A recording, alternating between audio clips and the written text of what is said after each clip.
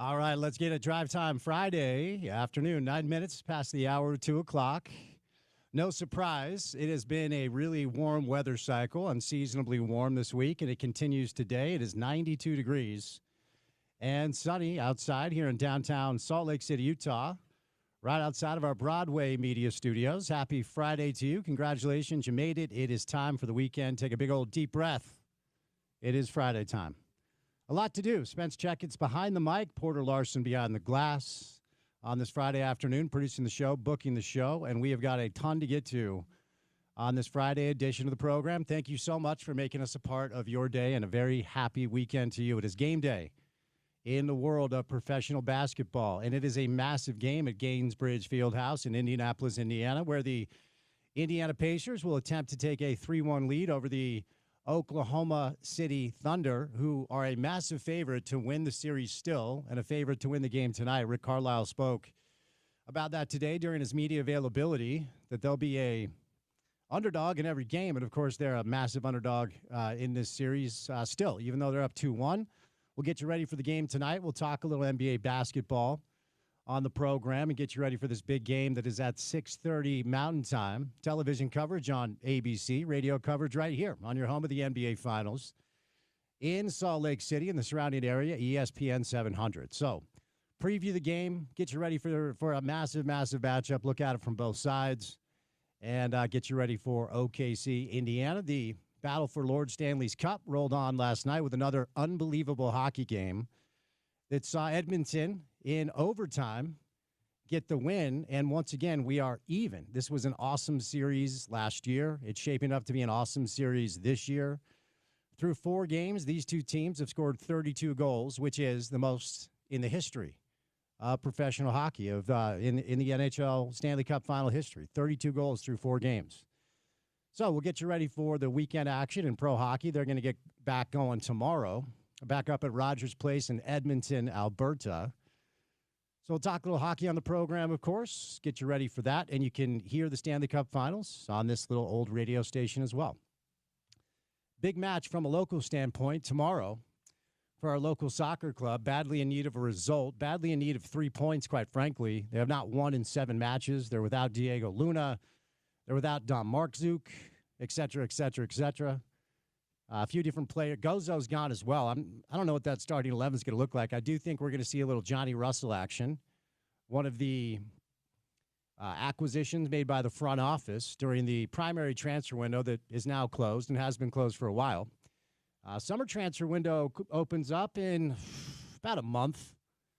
It's mid-July. I don't know. If you want to know, you can Google it. Hopefully they have some things planned. Pablo needs reinforcements in the worst way. So we'll get you ready for the RSL match tomorrow on the program today. U.S. Open rolls on. The television coverage, I think, right now is NBC. Victor Hovland and Sam Burns had a great round today. Several golfers still on the course. We'll give you an update on the leaderboard, and we'll talk a little golf on the program today. We do have a golf guest as well. So a lot to do. Busy show. Good to have you with us. Our first guest right out of the gates will be our guy, Tony Jones, who covers the NBA for The Athletic, covers the Utah Jazz as well. We'll get a couple of NBA Finals observations from Tony, but we'll do a lot of draft. The NBA draft is 12 days away, and the Utah Jazz have number 5 and number 21, and then ultimately have a couple of second-round picks as well. A lot of trade buzz surrounding several players in pro basketball, including Kevin Durant. Well, what's that going to look like? We'll see what Tony's sources are telling him about the potential movement in the NBA. Dave McMenamin live in Indianapolis, Gainbridge Fieldhouse. So Dave will be on location, and he'll stop by today to set the scene for us for Game 4 tonight in the NBA Finals. Some U.S. Open with Paul Pugmire and some local golf with our guy Pugs. And then Chris Camerani, once upon a time a Friday staple. Hasn't been in on a Friday for a long time, but TK will roll in studio for an entire hour at 4 o'clock, and then we'll launch into the final hour of the program on this Friday afternoon. So a lot to do. It's great to have you guys along for the ride. We've got Tony Jones, Dave McMenamin, Paul Pugmire, Chris Camerani, me, Spence Checketts, all of you, the great listeners. And that young man in there, that strapping young man in there, Porter Larson. What up? All right, the narrative all day is whoever wins this game tonight wins the series. Do you feel like that's the case? Yeah, I think if Arizona is able to get over Coastal Carolina here, all right, and turn on the golf, dude. Like, why are we watching college baseball? Due in respect. Well, we're watching college baseball because I do believe, actually, I'll go confirm for you, but the golf is now on Peacock. So it's 2025. Can we get Peacock on our television? And I know I sound like the old man screaming at a cloud that there's streaming stuff going on in 2025, but I'll make sure there's golf on the TV for you here in the next 15 or so. Okay. I'll figure it out. But away from Arizona and Coastal. Okay. Good game. Okay, it's 4-4, so it's close. Yes, turn it on. Bottom of the sixth. Indiana, OKC. Does the winner of this game tonight win the NBA championship? I think so. And I said last night, right? Even though right now the odds are in the favor of Oklahoma City still, when you have a 2-1 lead in this type of finals, not necessarily this type of finals, but this late in the playoffs, this much pressure and urgency, I think you're in the driver's seat. I think you hold the keys to the series, and Indiana's at home tonight. So that's a big plus as well. If you go up 3-1, man, there's only one time that has gone south in the NBA Finals, and it included one of the greatest players of all time. It included a silly suspension. It included some injuries and a whole bunch of other stuff for that to transpire. You go up 3-1. Man, you better win the NBA Finals. Yep, and the series Porter is talking about is 2015. And you know what? Let's get to the opening tip because I actually have some thoughts on that. So our first guest today will be Tony Jones from The Athletic. But before TJ stops by on this gorgeous, beautiful summer Friday afternoon in downtown Salt Lake City, Utah, it is time now for your opening tip. Welcome to The Drive with Spence Checketts on Utah's #1 sports talk. Now into the studios of ESPN 700 to set the scene for the show. The opening tip of The Drive is brought to you by Prize Picks. Use the code ESPN700 and run your game with Prize Picks. Prize Picks is the best place to turn your sports knowledge into cash. With millions of members, Prize Picks has made daily fantasy sports accessible to all. You just pick more or less on at least 2 players for a shot to win up to 2,000 times your cash. You can run your game all season long on Prize Picks. There's only one series left in the playoffs, and the championship is officially on the line. That means time is running out for you to put your final takes to the test on Prize Picks, the best place to cash in on your favorite sports. So here's what you do. You download the Prize Picks app today. Use the promo code ESPN700, and they're going to hook you up with $50 when you play your first $5 lineup. Do not even need to win that $5 lineup. The $50 is guaranteed. So download the Prize Picks app today. Use the promo code ESPN700. They're going to hook you up with $50 when you play that first $5 lineup with Prize Picks. You can run your game all season long. All right, the NBA Finals roll along with a massive, massive Game 4 tonight after the Indiana Pacers were able to take a 2-1 lead at Gainesbridge Fieldhouse over the Oklahoma City Thunder, 116-107. You know, what's interesting is all 3 of these games have been pretty unique and different, which is kind of strange when it comes to an NBA Finals performance. We saw the Indiana Pacers with a bunch of different adjustments last game, namely on how they handled SGA. And ultimately, while both these teams have depth and both of these teams have good players outside of their stars, SGA clearly is the head of the snake, and as is Halliburton, even though they're extremely different players. It really does come down in a lot of ways to those 2 individual players to lead their team the way that they have certainly all season long in Shea's case. And in Tyrese's case, probably since January when Indiana really started to roll. So this comes down to an interesting chess match. And it's Mark Dagnall's move after Rick Carlisle essentially said checkmate with a couple of different adjustments he made. So what Indiana did in Game 3, as far as covering Shea, there was a bunch of different personnel switch-ups. And Andrew Nembhard, it's interesting. So Nembhard and SGA are teammates on the Canadian national team. They know each other really well. They played against and with each other for a number of different years. And I have to imagine that Rick thought that familiarity would help Nembhard in his individual role trying to corral SGA because he did a really good job. And, you know, Nembhard during the Knicks series also took on the challenge of Jalen Brunson often. And he just gets up in you. He's going to pick you up 94 feet. He's going to let you know that I'm going to be here all night. You might get yours because you're the MVP, but I will be here all night. And I'm going to be an irritant. I'm going to get up in you. And Nembhard gives up, I think, maybe 3 or 4 inches at least to Shea. But it is that dog mentality. I know it's a little bit corny and cliche, but that's what it is. And that's who he is as a player. So we'll see what Dagnall does, because ultimately what Carlisle decided to do is utilize Nembhard as the primary defender on SGA. And then they didn't blitz and hedge on ball screens for Shea the way that they did games 1 and games 2. They actually kind of left the secondary defender, oftentimes it was Halliburton or Nesmith, kind of below the three-point line, closer to the free throw line. And then when the ball screen was set, the primary defender, who was Nembhard, was able to fight most of the time around the screen. And then the secondary defender, who was kind of playing like a center field role, was just kind of, able to confuse SGA, take away some passing lanes, or contest a shot. The other thing clearly down the stretch, and this is where it's going to be interesting to see what Dagnall does. Shea specifically, but most of the Thunder, I'll say outside of Jalen, because I thought it was interesting. I think Jalen understood that Shea was tired, and in the fourth quarter, a lot of their, initial offensive sets were kind of initiated by Jalen because Shea was tired. So does Dagnall extend his rotation a little bit? I mean, last game he played basically 7 players. Aaron Wiggins did play 10 minutes, but Caruso, of course, got 32 minutes off the bench. Hartenstein, 18 minutes off the bench. I do have to wonder whether or not Dagnall does play Chet and Hartenstein together in a way that he just hasn't much during this postseason. Or I should say during this finals matchup. Cason Wallace has received the start. Hartenstein has gone to the bench. But in a very truncated space, when Chet and Hartenstein are playing together, they're actually a net positive. And I don't know how much to make of that, because ultimately, even though Indiana leads this series 2-1, Oklahoma City still has outscored them, I think, +7, and they are positive in the net. Of course, game 2 was a bit of a blowout. But every game has been very unique. Game 1 kind of felt like it was fitting the script, and then Indiana pulled a classic Indiana with that crazy comeback at the end.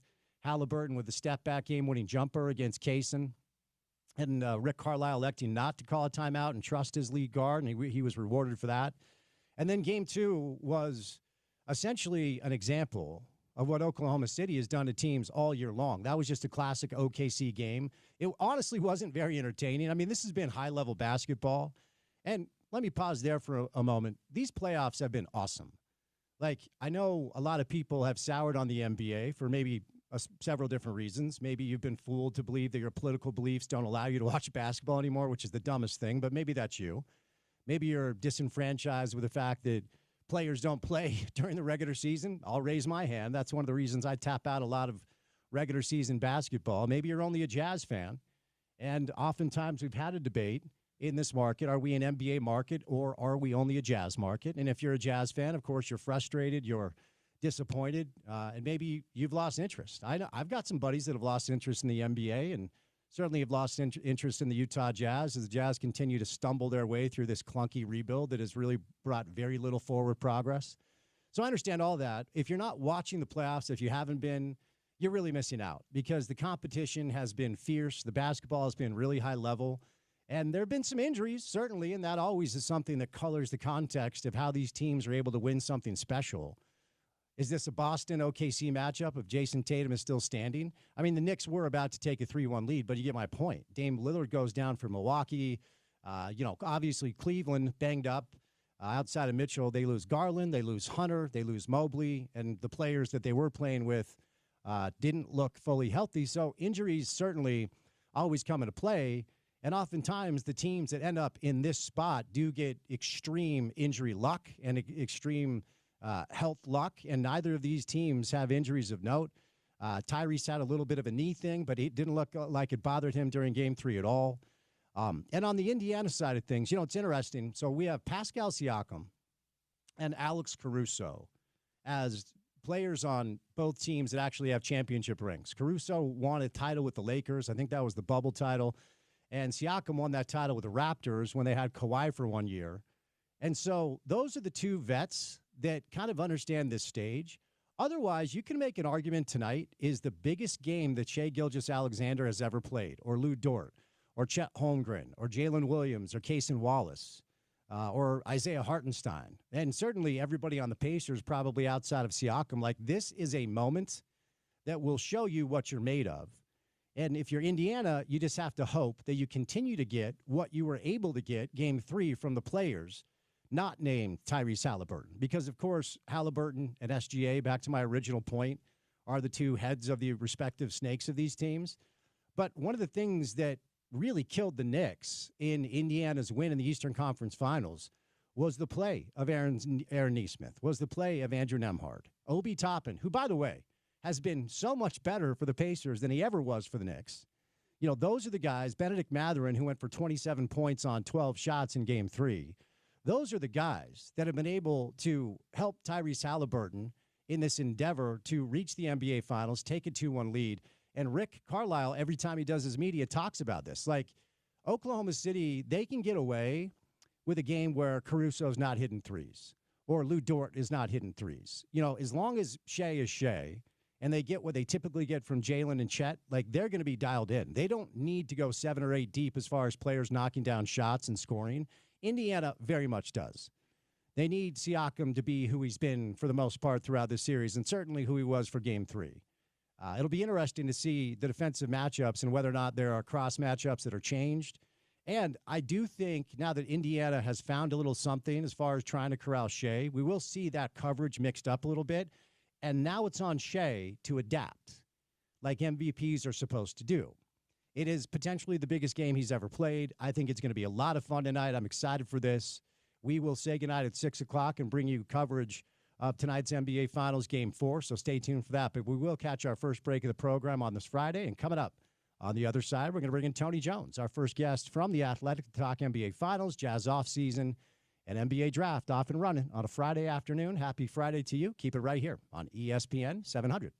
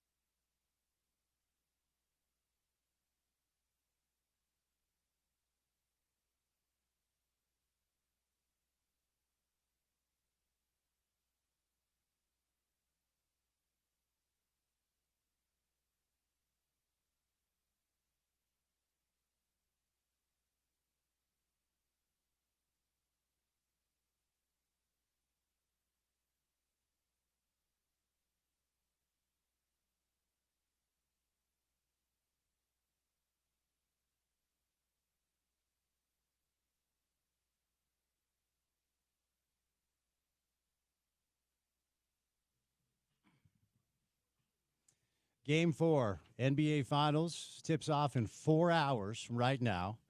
You can hear that game on our radio station as the Indiana Pacers will look to take a commanding 3-1 lead over the Oklahoma City Thunder, who continue to be the favorite not just to win tonight, but to win the series.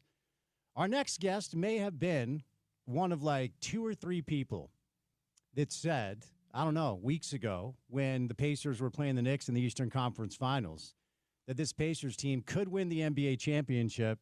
Tony Jones, take your victory lap, young man. How are you? I think it was like my second victory lap, right? What was the first one? Alex Jensen.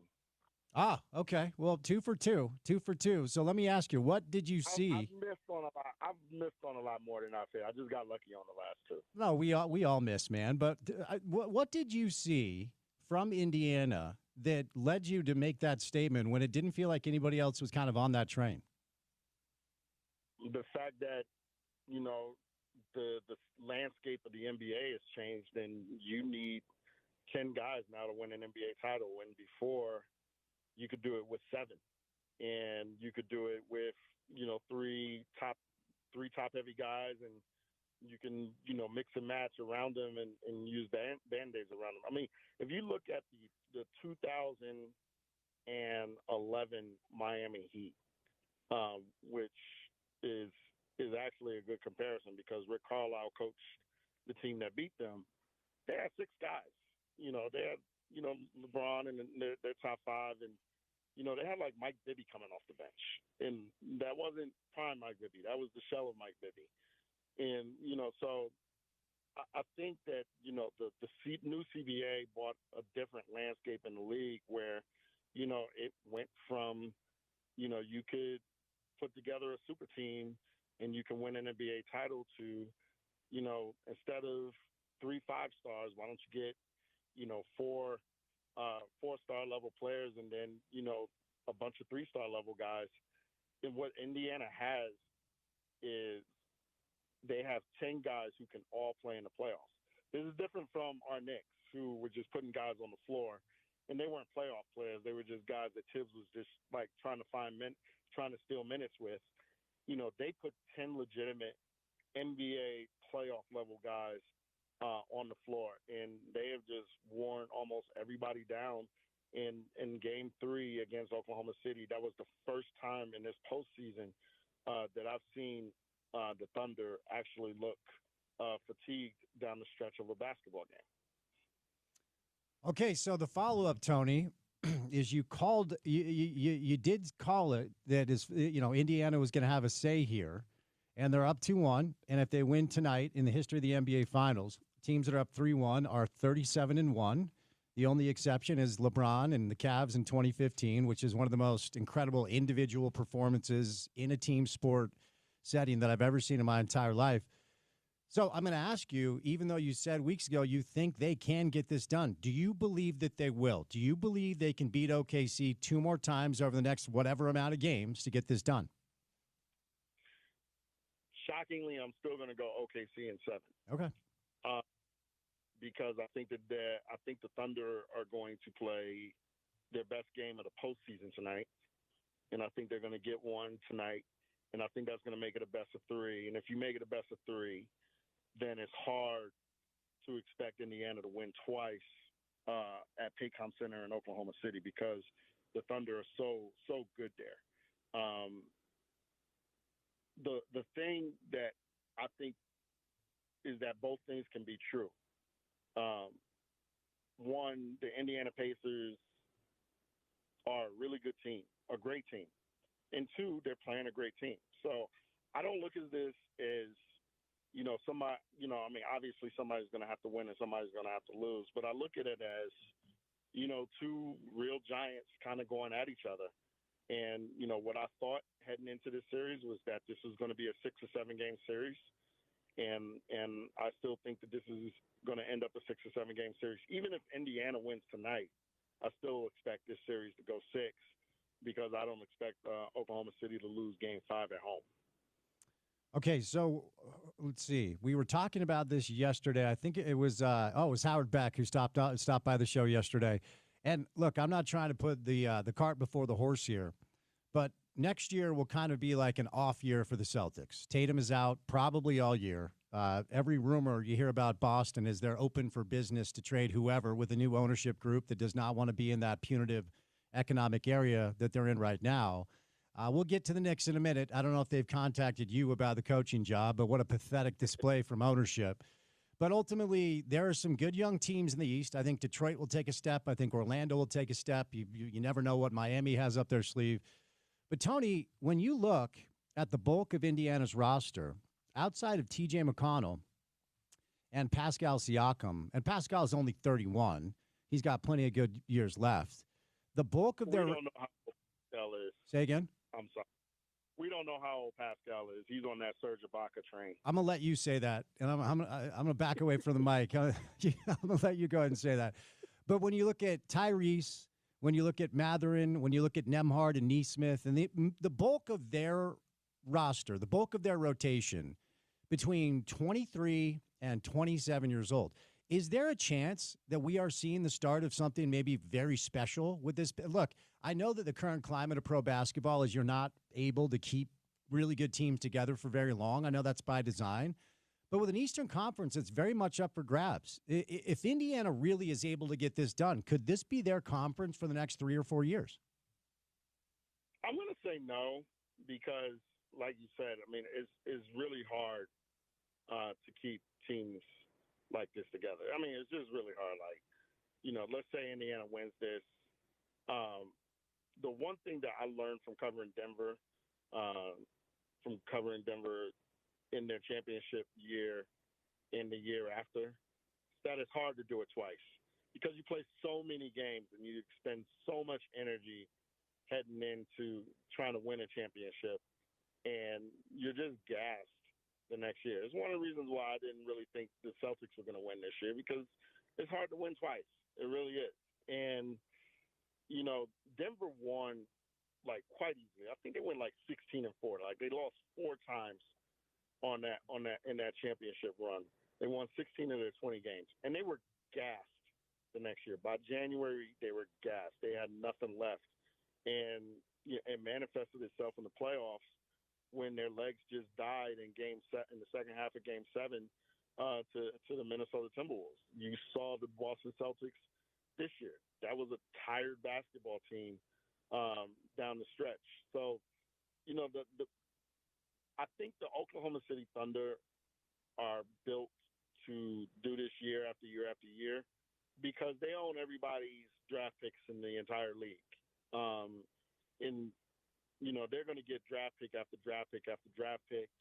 That's going to allow them to keep kind of flipping over the roster as they have to make tough decisions. Indiana's not in that spot. I mean, obviously, their core is young, but they don't have like the assets that OKC has to keep replenishing the guys that they lose. So, when Andrew Nembhard comes up, it's going to be hard to keep him. When Aaron Neesmith comes up, he's on his second contract, I believe, but when he's valuable enough that when he gets to his next contract, it's going to be hard to keep him. It's already been hard to this point to keep Miles Turner. You have 2 All-NBA level players that you have to pay. You have Jarris Walker coming up. So what do you do with him? You already paid Obi Toppin. Eventually, T.J. McConnell is going to be like, hey, what about me?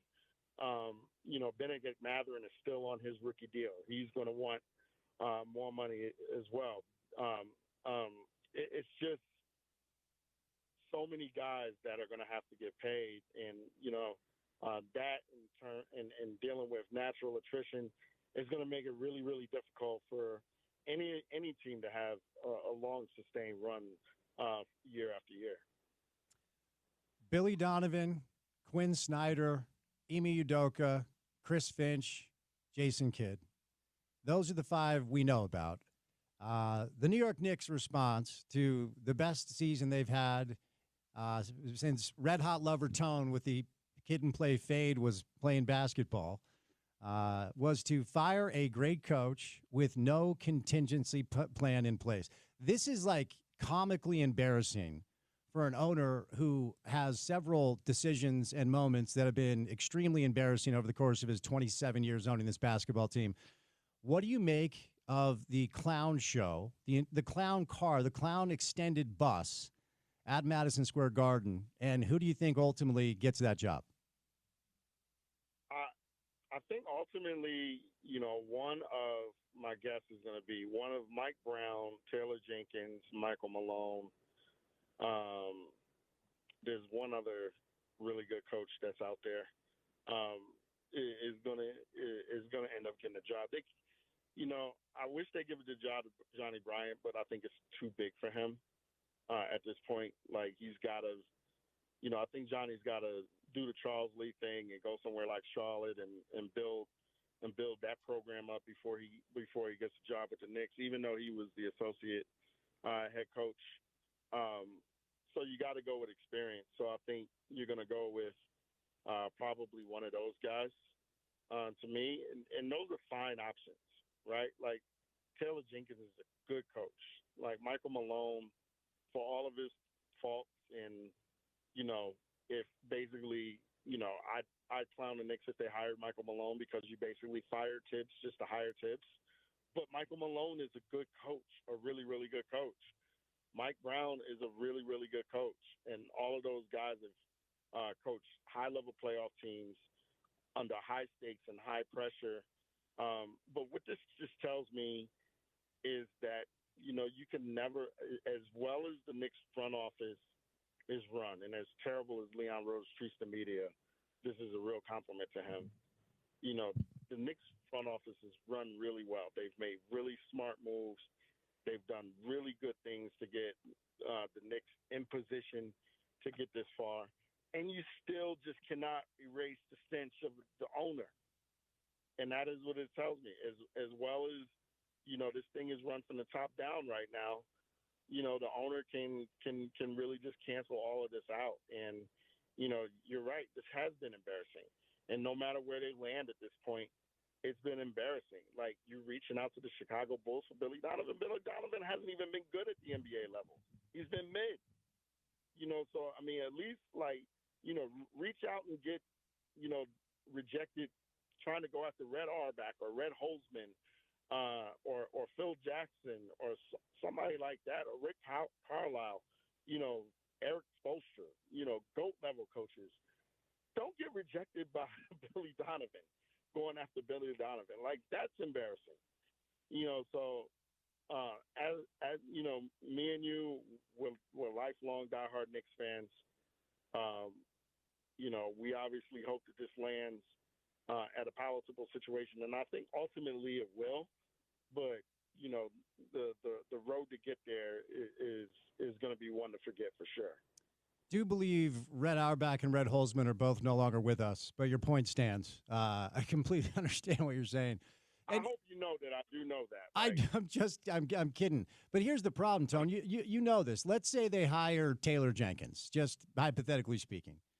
At the opening press conference when Taylor is addressing the media, Frank Isola or whoever is going to be like, hey, how does it feel being the sixth choice, Taylor? Like, no matter who they hire, he's going to have to deal with that narrative as long as he's the coach. And Taylor should respond, last week I got a paycheck worth $0.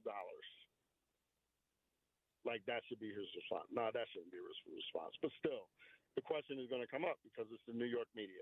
That's the very first question that's going to come up. So, it's something that, should not have played out this embarrassingly, this publicly.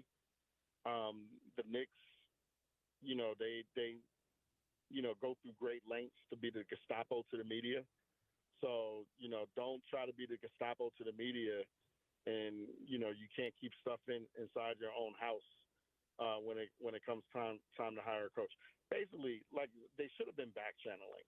I mean, there's so many different instances that we can point to that, teams have back channeled and they've had stuff hired. I mean, we just saw it here 2 months ago, when the University of Utah fired Craig Smith, there wasn't an issue on who they were going to hire. They knew who they were going to hire, and that person knew he was going to take the job. So Craig Smith, when he got dismissed, there wasn't any ambiguity on who was going to replace him. And I just don't understand, why the Knicks didn't cross their T's and dot their I's in terms of doing that. Isn't Taylor Jenkins still being paid by the Grizzlies? He is. Okay. So I'm just, making hypotheticals that are inaccurate. All good. All right. Before we get to the Jazz, I want to know what your sources indicate about the reports concerning all the potential player movement. I mean, I feel like every time I pull up any of the outlets, you guys at The Athletic or ESPN or whatever, there's rumors that Boston is kind of open to trade anybody, including Jalen. They won't trade Tatum, but of course he's out all of next year. There's the Durant stuff, which is suddenly feeling very, very real. There's the Giannis stuff. I mean, there are a lot of rumors concerning big name players that could really change the landscape of the league. How real do you think the reported potential chaos in the offseason of pro basketball will actually be? Well, I'm fairly certain Durant is going to move. I'm fairly confident that Giannis is not going to move.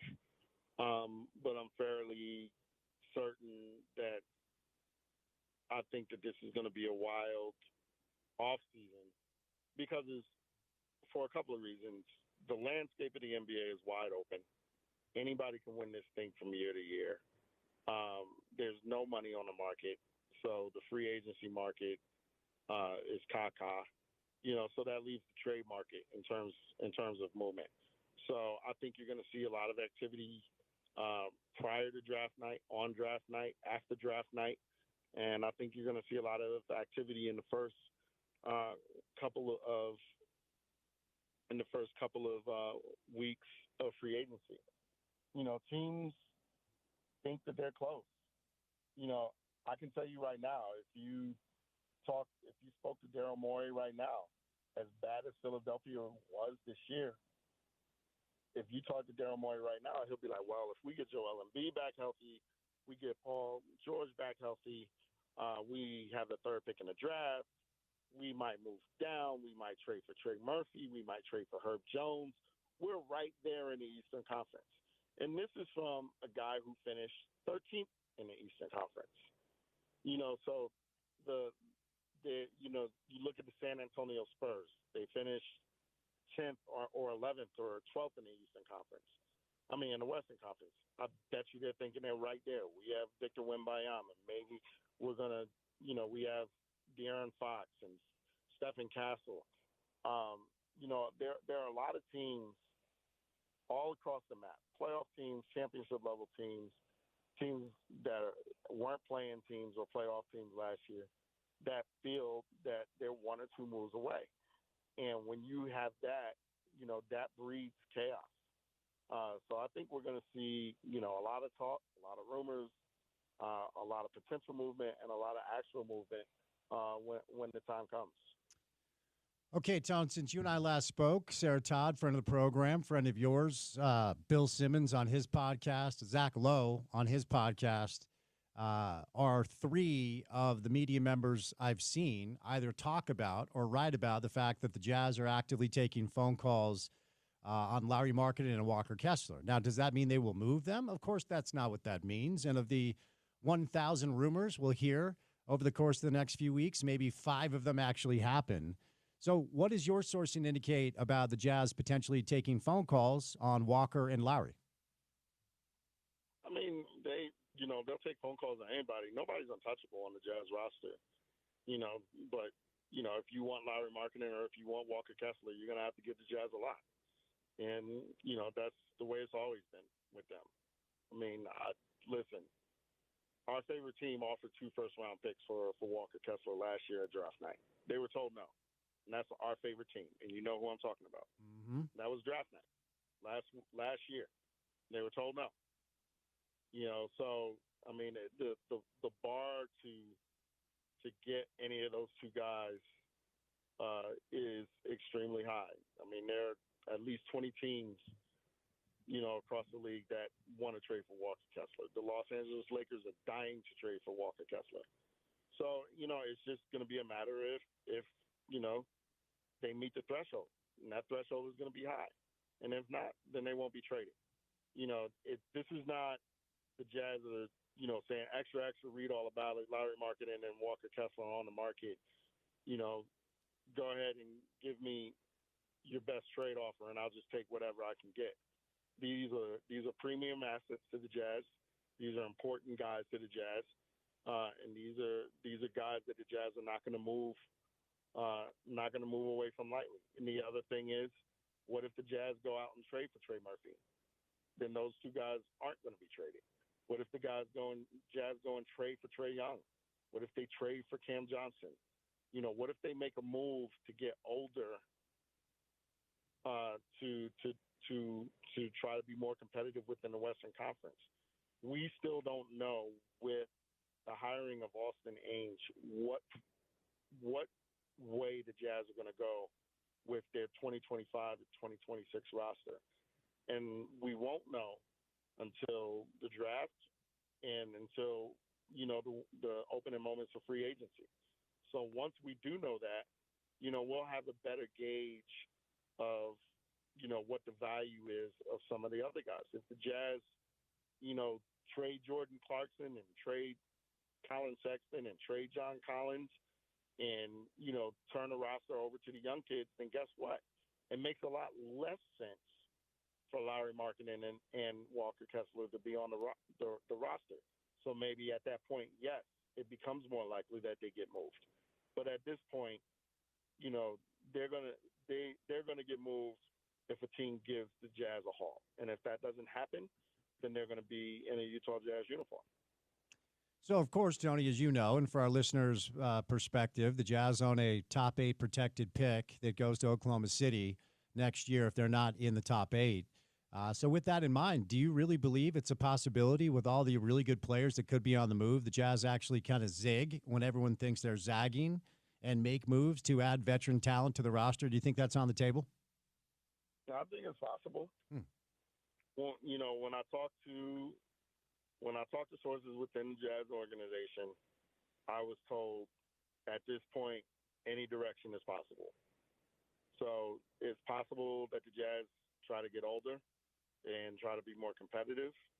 It's also possible that the Jazz keep stripping the roster down and they go into 2025-26 with a roster that can finish with 55 or 60 losses. I think the draft will tell us a lot. And I think, free agency will tell us a lot. What I do think definitively is that the Jazz know that they don't have the guy on the roster. I think that that's pretty obvious.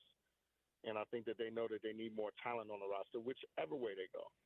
I think, there are guys that they need, more evaluation on. I think, in this sense, the Taylor Hendricks injury really hurt Utah because, not because of whatever Taylor would have been on the floor, but because it essentially robbed the Jazz of essentially a year and a half of evaluation of Taylor and how he fits into the team and how he fits with his teammates. So, I think that, in some ways, there is some sentiment to maybe reset the timeline, but in some ways, there's sentiment to go out and be more competitive. I think that the opportunities that arise around the Jazz will tell a big story on what the Jazz do. All right, before we get to the draft, I'm going to ask you. We don't have time to go individual players, so I'm going to lump them all in and ask you one question about the following group: Isaiah Collier, Kyle Filipowski, Keontae George, Taylor Hendricks, Bryce Sensabaugh, and Cody Williams. Those 6 players. Feel like those are the 6 players that certainly are under contract. Next year is going to be interesting. The Jazz actually have some options on some of these guys. And they're all kind of the young group that the Jazz have drafted over the past 3 years or so. I'll leave Walker out of it because Walker is established. I think we all know what Walker is. But out of those 6 players, who do you think, Tone, based on your conversations, they think is going to be around for the long haul and legitimately part of the future moving forward? I don't know that any of those guys qualify. Yeah, you may not be wrong, man. And that's that's the tough thing about where this rebuild has gone. None of those 6 guys we can say, definitively, yeah, 10 years, or let's not even say 10 years from now, 5 years from now, this guy will definitively be on the roster. No question, 100%. And, none of those 6 guys, none of those guys qualify. I would have said that Taylor's probably the one that came closest, but he's the one that broke his leg. Because Taylor is the one that I would bet that when he's healthy, drives winning at the NBA level more than any of the other 5. And, the other 5, we all have, there's all plus and minuses. Keontae George is a terrific scorer. He hasn't guarded anybody, and the Jazz pretty much know that he's not a point guard. So now he's got to be a real scorer, but he's got to do it from the shooting guard spot. That probably makes him a 6-man. Isaiah Collier, great passer, broke John Stockton's rookie assist record. Can't shoot a lick. So the shooting has to come a long way for him to establish himself as a starting NBA level point guard. I really, really, really like Kyle Filipowski offensively. I think he has a chance to be a complete 3-level scorer offensively for a 7-footer and an offensive mismatch. Defense has to come a long way. Bryce Sensabaugh right now is in the NBA because he was a first-round pick and because he's a great shooter. What is going to get him a second contract? I think that he gets a second contract because he's such a good shooter, but at this point he doesn't have another NBA skill, and plus he doesn't have an NBA body. So he has to keep himself in tip-top shape, and he has to work harder at it than others. Who's the 5th one? Is there one I'm missing? I don't think no. You covered it because you talked about Isaiah, you talked about Keontae, you talked about Taylor and Cody and Phil. No, those are the 6th. You're good. No, we didn't talk about Cody. Cody had a historically bad rookie season, and he's got to establish himself as an NBA level player. So this is a really important off season for him, and next year will be an important season for him. So, I think the closest right now is Kyle Filipowski. We'll see how Taylor comes back, but that whole 6, they all have their flaws, and it puts even more pressure on the Jazz, in my opinion, to really get this draft right. Like, they have to get this draft correct, no matter which way they go, who they take, whether they make a trade, whatever they do, it has to be right. This is the draft that they have to get right. All right, before I set you loose, good breakdown there. Have you changed your opinion on who's best case at 5? It's been interesting. Sam Vecini over where you work with The Athletic and Gavoni, who's the ESPN.com draft guy, have both indicated Con Knippel is rising and rising fast and maybe won't even be there at 5. So maybe that shakes up the draft board tone in a way that we weren't anticipating. So final thing for today, best case scenario, Tony Jones take, Jazz drafting at number 5. Best case scenario for me is Trey Johnson. I think that he has a chance to be a complete offensive player. I think that he has a chance to be an offensive driver in terms of being the number 1 guy. I watch him and he reminds me of a young Devin Booker. I think he has kind of every skill you want out of a shooting guard. I think he's maybe the very best shot maker in the draft. I worry about the defense. I worry about the fact that he's about 190 pounds. I think he has to put 20 pounds on. But if I'm the Jazz, that's who I want to fall to me, because I think that he's the guy outside of the top 2 that right now I think has the best shot, along with BJ Eskram, of eventually developing into an All NBA guy. All right, Tone, good stuff today, man. Have a great weekend. Thanks for the time. Happy Friday. We'll chat soon. Hey, happy Father's Day. Oh, to you as well. Thank you, sir. Have a great one, okay? Yes, sir. Have a good one. All right, my guy Tony Jones from The Athletic. Appreciate his time on this Friday afternoon. We'll go live to Indianapolis and check in with Dave McMiniman coming up on the other side. But Tone stops by today, courtesy of our friends at X-Clear. Allergy season, is it hitting you hard? Well, X-Clear's got your back. X-Clear is a nasal spray powered by xylitol, a natural ingredient that flushes out allergens and hydrates your nose.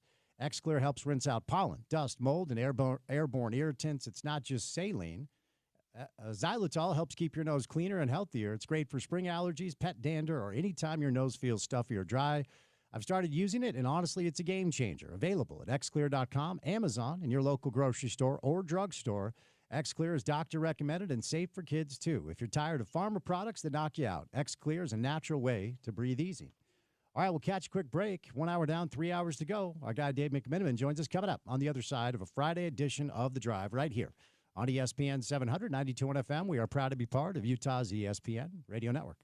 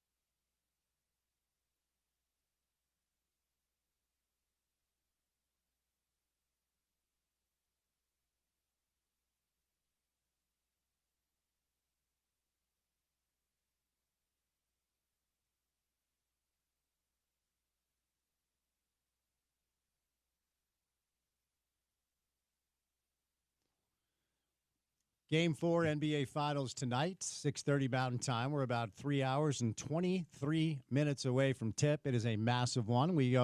I believe we go live to Indianapolis, where we find fan of small market, friend of the program, Dave McMiniman. Right, Dave? You are live in Indianapolis. Is this correct? Yes, I am. Naptown, USA. And it's been a wonderful couple days here. And if we anything like we got in Game 3 tonight, then this will vault up towards one of my favorite NBA cities because these guys are delivering a great NBA final so far. They are. All right, right off the top, if you go out to dinner and you walk into a restaurant, I want you to give me the media member that makes you the most excited and the media member that would motivate you to turn around and walk out the door. Well, I will name drop here. I was able to break bread with Charles Barkley last night. Dinner arranged by Brian Windhorst. So we had about 5 or 6 of us on the ESPN side welcoming in our new colleague at ESPN in Charles Barkley. So that was very exciting and a wonderful meal. On the other one, I mean, you could take your pick of the Tims. McMahon or Bontemps, come on. I'll be one to turn around right away. I saw the IG post, and are you familiar with the term thirst trap, Dave? Oh, yes, I am, yes. Okay. No, I mean, I'm not saying that's what that was. I just sure. Saw the post. Sure. Do you feel confident that you showed well enough to save your job moving forward? Yeah, I think so. Charles is, I was peppering in the Philly connections, Yeah. Okay. Playing that angle for sure. Did he know who you were? Yeah, we've had a relationship for about 10 years now. So for sure, I've never had a chance other than at a game to chat with him. So to have a 3-hour dinner and hear stories and just everything under the sun. He is the same guy on camera as off camera, just delightful and entertaining and opinionated. And yeah, it was really cool. See, that's what makes him who he is, though, right? I mean, I had an opportunity when the Knicks retired Ewing's number. We all went back, and my son at the time was like 1.5. And I was holding my son in my arms, and Patrick brought us all over to meet Charles. And Charles looked at my son, and his nose was running, and he grabbed my son out of my arms, wiped his nose with his hand, and gave him back to me. I mean, it's just like this. And my mom got a picture of it. It's like the coolest moment. It really is, right? Like who these people watch on Inside the NBA and see Charles, that's exactly who he is when he's not on television. But that's what makes him great, wouldn't you say? Yeah, for sure. And, we tried to kind of discuss the secret sauce of the show, just, as being fans of the show. And he did, there's some method to the madness where he and Shaq and Kenny, like, they don't want to talk about the topics ahead of time. Like, that's all on EJ. Ernie has the traffic in his head, and then they'll spring it on those guys when the red camera light is already on, and you get the spontaneity, you get the improvisation. And then also Charles, very cognizant of the fact that, like, he said he knows that the hardcore basketball fans are going to find the programming, and he wants, if the husband is watching with his wife, that she's entertained, or if the kid is watching with his parents and his parents aren't necessarily sports fans, they're both entertained, it's just a really great way to look at the gig that he's in, because Charles loves basketball as much as anybody else, but he wants to have more people love basketball, and you got to appeal to the casual fan. So I've heard a couple of different things about Ernie, okay? And let me be clear. With all due respect to your bride, who I think is very elite at her job, and everyone over there that does a good job, that I don't know that show works without Ernie, Dave. Is he making the move too? Has that announcement been made? Ernie is making the move. Okay. He is tremendous. Charles let us be known. I don't think I'm talking out of school here, because, I think he's been very reverent when he talked about Ernie in the past. He is doing this next iteration of the show for 2 reasons. One, because of all of the people behind the scenes that he's developed a relationship with over 2 decades, the camera ops, the producers, show grip, et cetera, craft services, all those folks that he's gotten to know them and their families. A lot of them were really, very worried about not having a gig if Inside didn't continue. And so that's a principal reason why Charles is continuing. But the other one, he shared this with us, is Ernie. He says, Ernie is my teammate. And Ernie asked me to stay on in this new kind of deal because Charles said last year he was actually ready to finish out this year and walk. But it was important to Ernie, and it was important, obviously, for him to have all those other folks still have a way to feed their families. And Ernie is he is so good at being totally, seemingly buttoned up while being able to throw in like a side one-liner that is as funny as anything that Charles or Shaq could say, which is tremendous. Well, he also, Dave, from my perspective, since you asked, you didn't. He understands those guys, and that's a really underrated thing for a studio host who works with complicated personalities, to be able to understand them, and that doesn't happen overnight. I mean, I've had different radio co-hosts, and at the start of the show that we launched, I'm like, I don't know if this is going to work. And after a few years, we kind of get each other's rhythm and cadence and understand the personalities. Like, Ernie gets those three in a way that I'm not sure anybody could, at least not initially. Yeah, he plays the notes that can kind of get each of their engines revving and then play them off of one another as well, which is a great way. I mean, cadence is so apt.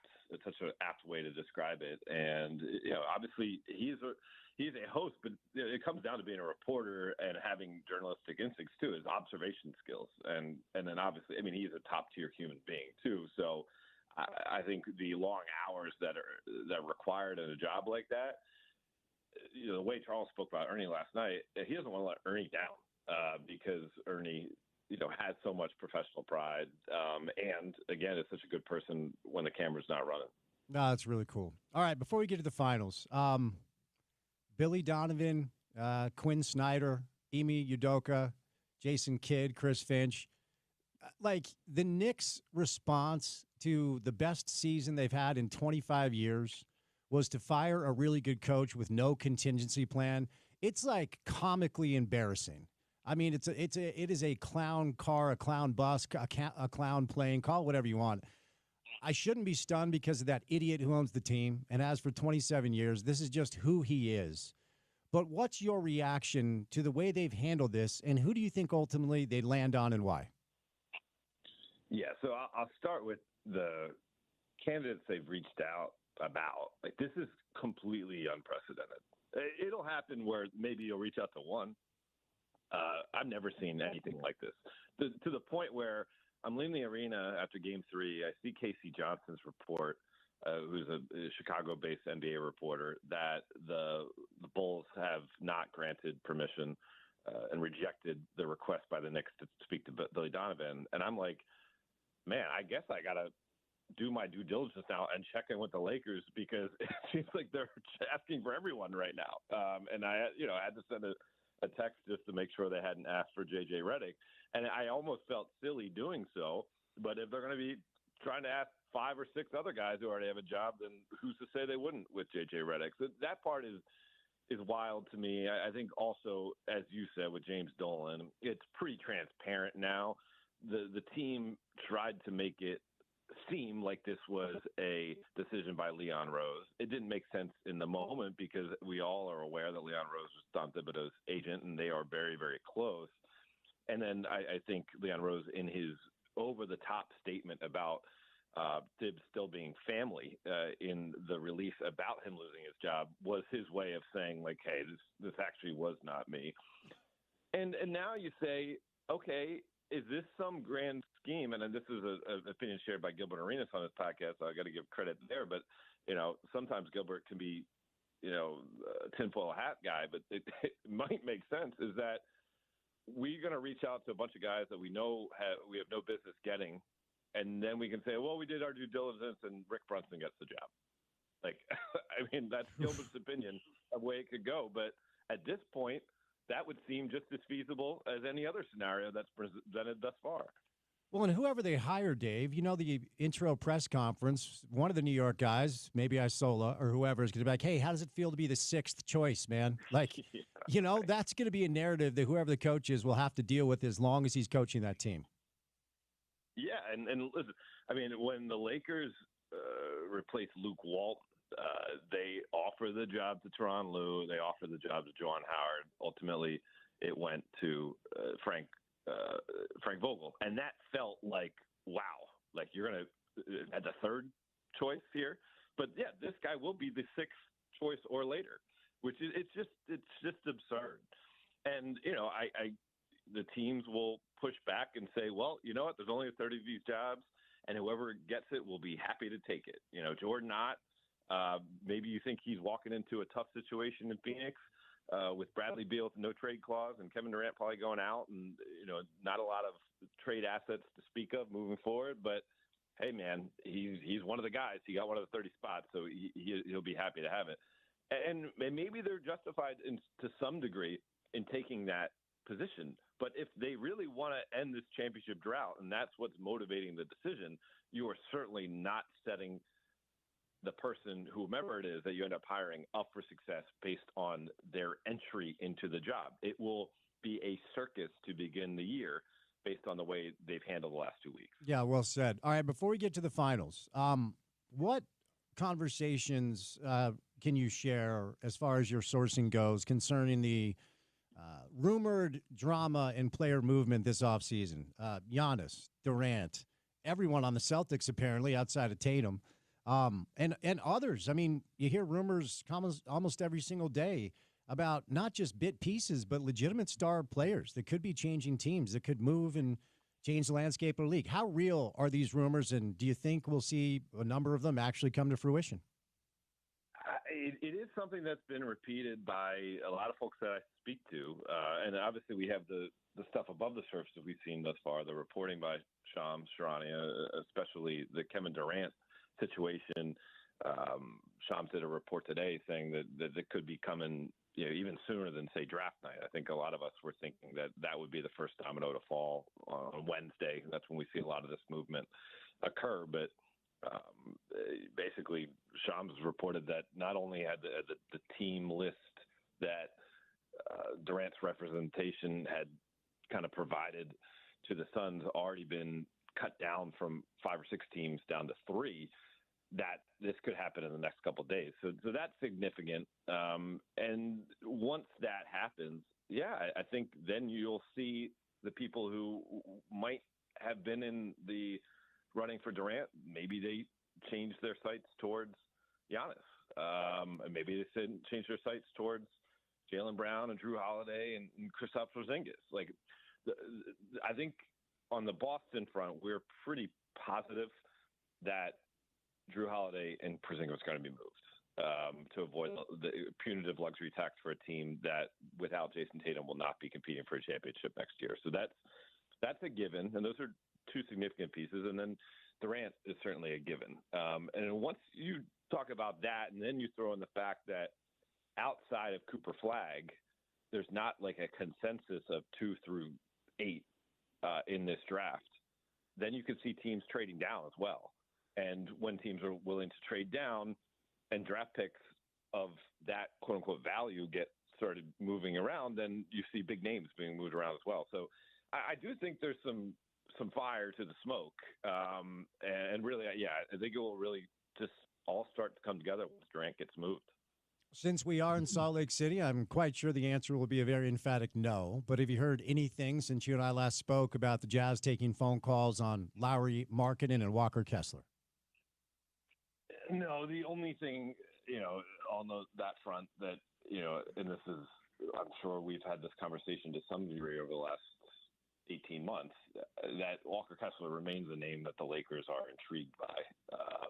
Whether that would lead to any sort of deal, obviously last year the asking price was too steep, and obviously the Lakers ended up pivoting those assets that they were considering moving to the Jazz to get Kessler in order to do the Luka trade. So, that came off the table after the Luka trade. But if they do revisit it, that remains a player that the Lakers feel could fit the void that they have at center. And again, I'm not reporting anything's moving towards or picking up steam or anything like that, but Kessler remains on the Lakers' radar. Let me just follow up real quick. What framework of a deal would make sense, and do they have draft capital? Because that's what Austin Ainge is going to be asking for. So they do have a 2031 first-round draft pick they could trade, and then Dalton Connect, who had a really good first half of the season, and then not so great. Looked more like a rookie in the second half of the season and really wasn't trusted by J.J. Redick in the high leverage moments in the playoffs. However, he's a guy who, he can put up numbers and could become, no delicate way to say this, could become a fan favorite in Utah as a high scoring white guy. So there could be some sort of package to be had around that. I mean, quite frankly, any sort of package the Lakers would be pursuing would involve that 2031 first-round draft pick Connect, because obviously he showed some value and it still could be looked at as kind of like a first-round draft pick. And then the expiring contract of Gabe Vincent and Jared Vanderbilt. That's kind of the stuff the Lakers have to work with, and they'll see what the market can give them back for those assets. So you want us to trade our exciting big white guy for a underwhelming white guy that can shoot it in Salt Lake, Dave? Is that what you're asking us to do? I mean, Okay. I don't know. Is Kessler that much more exciting than Connect? Fair. He's good, and he would play well in Los Angeles. He's a good player. But we'll move on now. We can move on. Hey, before I ask you about the game tonight, I've my brother and sister-in-law live in Carmel, Indiana, and a couple of my nephews went to Game 3. What's the feel around? I know I tease you about the small market stuff. It's a great basketball state. It's a great basketball city. They haven't had the finals in forever. What's the feel and the buzz since you're on the ground in that community? It's been really, really cool. And Indy is kind of one of those cities where you can stay at a hotel downtown and everything's walkable. And because it's kind of compact, every business front has some sort of Pacer signage on it. It's very similar, I would say, to OKC. Now, Indy is bigger than OKC, but you're not necessarily needing to leave the center of the metropolis to experience covering the team while you're down here. And so you feel like there's a full immersion in it. And it may seem like a silly thing, but in both Indiana and OKC, you see all the fans wearing the free T-shirt giveaway. It creates a visual environment when you walk into the arena. They are loud. They are on their feet. It's cool to see the alumnus of the program coming back. Reggie Miller sitting courtside, Oscar Robertson, a legend of the game. Obviously, he played for the Cincinnati Royals, kind of a Midwest type of legend type of guy, back sitting courtside as well.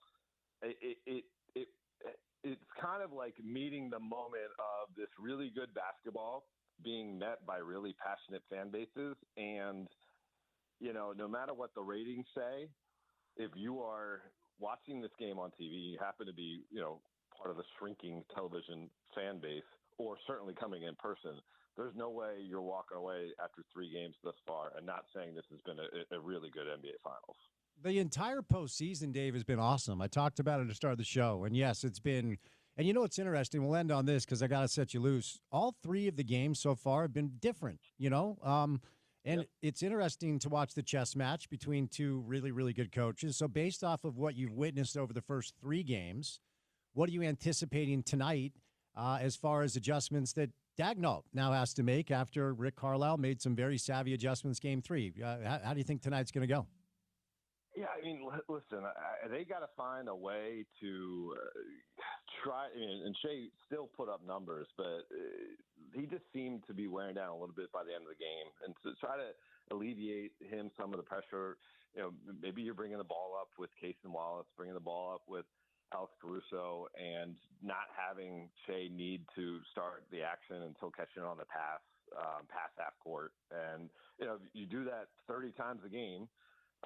Maybe you have, incremental extra energy left in your legs when it matters in the fourth quarter, because what they have what Indiana has right now is a matchup advantage in throwing Andrew Nembhard on him and his kind of mentality, not just his, obviously he has the physicality and the quickness to be able to stay with Shea, but his mentality of like, he's just a dude I've known since I was a teenager. He's not some special MVP. Has allowed him to play really good, straight one-on-one defense against him. So thus far this series, Shea's just shooting 7 for 20 in one-on-one possessions against Andrew Nembhard. Like, that's been a pretty remarkable thing that Indy found. And the way Daigneault can combat it is you try to find as many situations where Shea is catching it on the move and not in a one-on-one just half-court scenario where you're pounding down the rock and allowing Indy to set their defense that way. And then I also think you saw Chet have some success in the first half, looking to score quick before Indy could really set their defense. And whether it's Chet, you saw some of it from Lou Dort also in the first half. Just be free and easy and get those shots up, because the best looks are going to be in the first 5 seconds of the shot clock. Indy, especially with this crowd behind them, they just get more confidence as the possession goes on.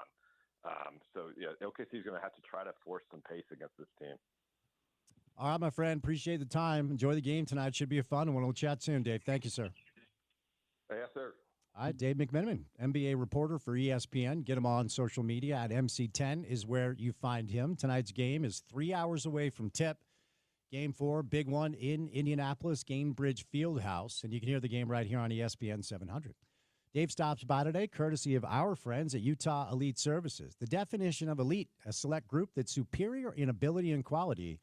That's exactly what you get with Utah Elite Services, Utah's premier asphalt and concrete specialist. From crack sealing, striping, not stripping, and asphalt repairs to full concrete tear out and replacement, they can do it all. Commercial, retail, or residential, there's no job too big or small. Utah Elite Services can give you a no-cost quote today. Give them a call at 801-821-8670. That's 801-821-8670, 801-821-8670. Our good friends at Utah Elite Services. All right, we're going to switch gears. Coming up on the other side, the third major championship in the world of professional golf is going on right now. It is the U.S. Open. Paul Pugmire stops by. Don't forget, Friday staple, Chris Camerani live in studio for an entire hour starting at 4 o'clock. Busy Friday drive, and it's good to have you along for the ride right here on ESPN 700.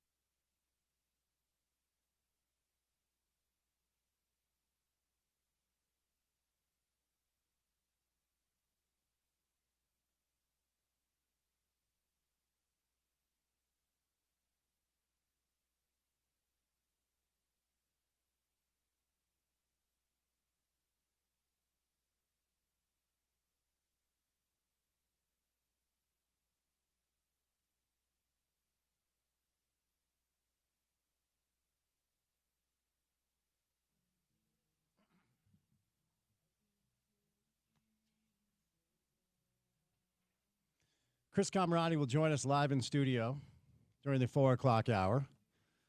NBA playoffs resume tonight. NBA finals resume tonight, 6:30 Mountain Time. So just under 3 hours away, from tip. You can hear Game 4, Indiana OKC, on our radio station. But the third major championship in the world of professional golf is going on right now. Our next guest, host of Utah Golf Radio, to enlighten, illuminate, and entertain on a Friday afternoon. Paul Pugmire, happy Friday, sir. How are you? I'm so good. It's U.S. Open week, Spencer. It is indeed. I want to start here. What's the hardest golf course? Well, actually, have you played Oakmont? If not, what's the hardest golf course you've ever played, Paul? Oh, Kiowa, the Ocean Course, where the PGA Championship has been held twice. There are a couple of shots on that from the tips that just are almost unplayable for mortals, or maybe they are unplayable for mortals. It was such a tough course, but a lot of fun. Well, I'll tell you what, I have never played Oakmont, and it is bringing some of the world's best golfers to their knees, Paul. Yep. Tell us about this track. Why is it playing so difficult? It was designed to be difficult. Its conception from the beginning was to be the hardest course in the world, and it has stood up to that for 120 years. It was built at the turn of the 20th century, 1903, by a steel baron in Pittsburgh named Henry C. Phones. He got a diagnosis that he had a year to live. So he sold out. He sold to Andrew Carnegie, and his mill became what eventually was U.S. Steel. And then he took his money and he said, what I want to do with this year I have left to live is build the toughest golf course in the world. Turns out the diagnosis was wrong. He lived 35 years more. However, he succeeded in building the toughest golf course in the world. He built Oakmont. It is his one and only golf course design project. It is one of the classics in the world, and it has stood the test of time. It is a brute.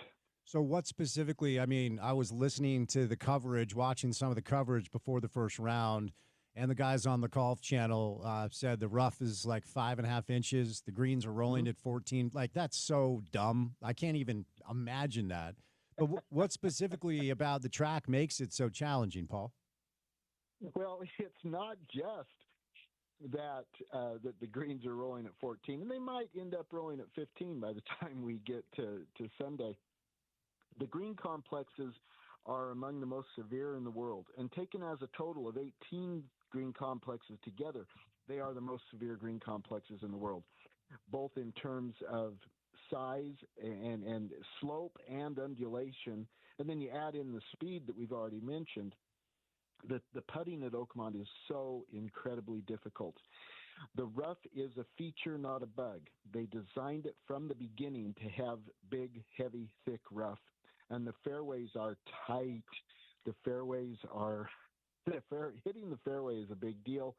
It matters when you hit the fairway. If you don't, you're in that rough, and it will take it's a half a shot penalty, and in some cases a full shot penalty to hit it in the rough. You've just got to hit the fairway, and yet that is such a difficult task. The fairways are narrow, and the fairways are sloped as well. So the effective landing area on a fairway is pretty narrow. You can hit a drive that lands on the fairway, but it'll chase through into the rough on the low side anyway.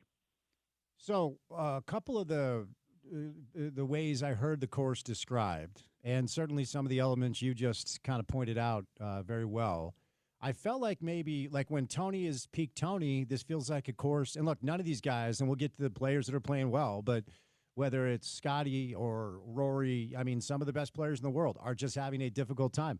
Tony actually played pretty well today, but it was a 76 round one, followed it with a 70 today. And so what do you make of Tony's inability to handle a course where based off of the outline of the track, I felt like he might have a chance to maybe be in this thing? I agree with you. I think this is a course that fits Tony's game well. Tony is so strong, so powerful. He has such long levers, such good hands. He's a freak athlete with an incredibly great athletic body, which means that he can swing at less than 80%. He can swing at 60% and get plenty out of his shot making. But he went into this tournament kind of searching in his putting stroke. I think we talked last week about how he hit the putt at Memorial one-handed. You cannot go to Oakmont searching for something that won't let you find it. It will only expose that you don't know. And I think that's what happened on the 76. The 70 today, which was a terrific round, puts him inside the cut line. He'll play the weekend. But it also tells me that he's just kind of accepting what Oakmont will give him.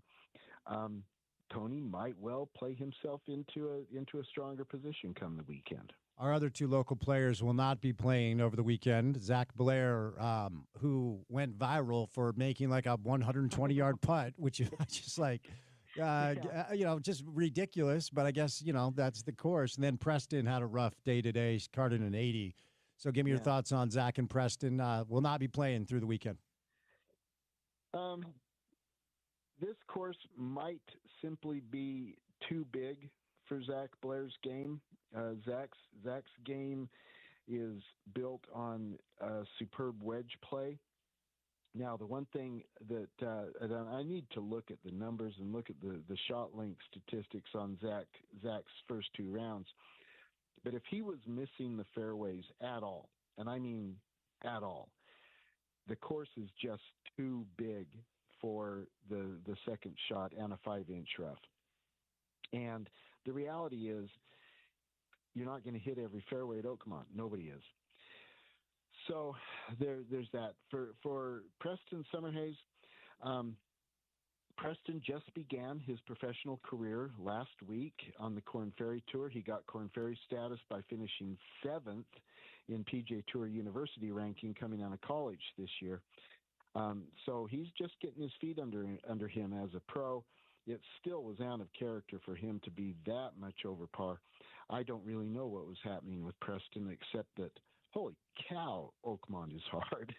Yeah, and another player who, barring a really fast finish, will not be playing over the weekend is Rory McIlroy, Paul. And I believe this marks his 3rd straight tournament since he was able to get that Grand Slam under his belt, where he will not be playing over the weekend. But I want to add another layer to the question. He's turned into this like whiny little baby. He's like, he won't talk to the media. He's complaining.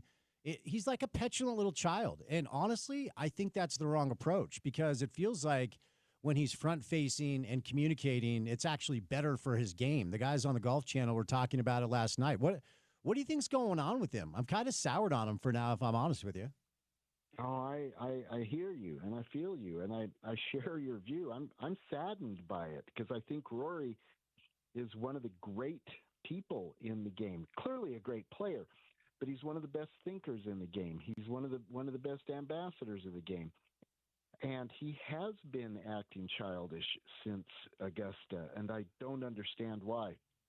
But heck, he launched a club a few minutes ago. I might have it up on my auxiliary monitor here at work, and Rory hit a pretty crummy shot, and he launched the club out of his follow-through. Now, he threw it forward, which, is good strategy. Don't ever throw a club backward. But it's sad. It's sad to me that a man of his excellence, is allowing himself to behave like this. It's very disappointing. You're a lot kinder than I am. I think he's a baby. I just think it's just ridiculous. Let's move over and give some flowers where they're due. I mean, Bryson's not playing well. Wyndham's not playing well. Shane Lowry is one of the he's near the bottom of this. Like, it's wild to watch this challenge really take it out of the best players in the world. But let's give Sam Burns a little credit, because he's found a 65 today, Paul, after a rough finish yesterday. Did card a 72, which is a fine score. But he goes low today, 65. He, along with JJ, of course, who deserves a lot of credit, they're our leaders as of now. So give me your thoughts on the two at the top of the leaderboard. Both of them need to prove that they belong in the conversation as being among the best players in the world. Both of them are on the cusp of being in the conversation of being among the best players in the world. JJ Spawn, of course, he's been getting better statistically over the past few years. He is firmly inside the top 20 in the world right now. But he hasn't yet gotten over the top on a big win. He nearly did it with the Players Championship earlier this spring. He took Rory McIlroy to a playoff. And look, if you're making it to a playoff at the Players on TPC Sawgrass, you are playing great golf on a great golf course against a great field. Sam Burns, again, a really terrific player. He's had a solid PGA career, flashes of greatness, but he hasn't gotten over the top on a big win yet. Both of these players need that to cement their status as being among the best players in the world. They both need this win this week. And they're both doing things that you got to do. Look, Spahn's round yesterday is not sustainable. He had 7 putts of longer than 7 feet to save par. You can't do that 4 days in a row at Oakmont. Nobody can. But today he's been making pars by keeping it on short grass. Go JJ. That's incredibly impressive. Burns 65 today. It was a monster round, and he kept it in play. He had 1 bogey on the card. Still didn't have a clean card. Those are very, very rare at Oakmont. But Burns 65 today was very impressive, and his 72 yesterday, 2 over par, but it didn't knock him out of the tournament. And so his 65 today mattered, and there he is, T1. All right, Paul, before we find out what's on the show tomorrow, history tells us that in a U.S. Open such as this, when it comes to second round behind us, the winner is probably going to come from the group that's within 4 shots of the lead. So that tells us that, obviously Sam and JJ, Victor Hovland's in that mix. Adam Scott, as of now, is in that mix. My guy Sam Stevens is in that mix. But right outside of it, of course, Brooks Koepka, it's a major championship, so Brooks usually shows up, even though the past few haven't been great. So I'll ask you, do you agree that the data indicates that the winner will come from this group that's within 4 shots of the lead, or are you willing to expand that to include a Brooks Koepka or a Xander Schauffele or, of course, a Scotty Scheffler? So that's kind of where we're at right now. What are your thoughts? I think Scheffler's too far out, but, Scheffler shot a 71 today. He's at +4, which is T26. But I'm totally willing to expand it because this is Oakmont. Nobody will go get the winners at Oakmont. It happened once in the history of the game, and that was 1973 with Utah's own Johnny Miller when he shot 63 on Sunday to jump up 30 spots on the leaderboard and win the U.S. Open. It remains, I think, the greatest single round ever played. But you just can't expect that level of history will be made again, which means people are going to come backward, not forward, and that brings more scores into play. Nobody will have 4 rounds of good scores at this tournament. And so if Brooks Koepka's 72 today is his weak round, and he pairs it with his 68 yesterday, his 74 today, if that's his weak round, and he's had a 68 yesterday, if he has strong rounds over the weekend, he could be right in the mix. He's just 6 back. I totally think Koepka is still in the mix. I think Adam Scott definitely in the mix. And boy, wouldn't that be interesting to see Adam Scott finally get a U.S. Open. Victor Hovland has to be taken totally seriously. He currently sits at -1, and he has his 68 today in the books. He's done. The rest of these players, the Spahns, Burns, Thomas Dietrich, a really nice player who's had a solid career, but he hasn't done anything big yet. Tristan Lawrence, who's made a lot of noise on the DP World Tour over in Europe, hasn't done anything in the States yet. Ben Griffin, really interesting player. He's been on a sizz lately. He's had a very strong year. Griffin's going to make the Ryder Cup team. This is a Ryder Cup player, and so it'd be interesting to see him really step forward and make some noise. He's in the mix as well. But I am totally willing to expand that statistically established 4 strokes after 2 rounds number. I think we can take it to 7 because it's Oakmont. All right, Paul, before I set you loose, tell our listeners what's coming up on what should be a fun show for you tomorrow. Yeah, we're gonna have fun. We're gonna do a lot of Oakmont and U.S. Open stuff. Danny Summerhays, he had a T8, a top 10 in the U.S. Open in 2016 when it was last played there. We're going to talk with Danny about his experience playing Oakmont, and we're going to get Guy Yoakum, Utah Golf Hall of Famer from Golf Digest, and we're going to get him on to talk about Johnny Miller's 63 in 1973, the greatest round of golf ever played. Guy Yoakum he is all knowledge on this stuff. It's going to be great. We're going to be talking a lot of U.S. Open, a lot of Oakmont, and we will be at Glenmore tomorrow for the Utah Golf Association Junior State Am. The state championship for the kids gets underway tomorrow at Glenmore. Paul, thank you, sir. Enjoy the rest of the tournament. We'll chat next week. Can't wait. Thank you so much. All right, there he is, Paul Pugmire, Utah Golf Radio. Tour Talk with Paul Pugmire is brought to you today by CamClad. Choose Beyond today. Choose CamClad. More information at camclad.com. All right, from golf to beer. They kind of intertwine, right?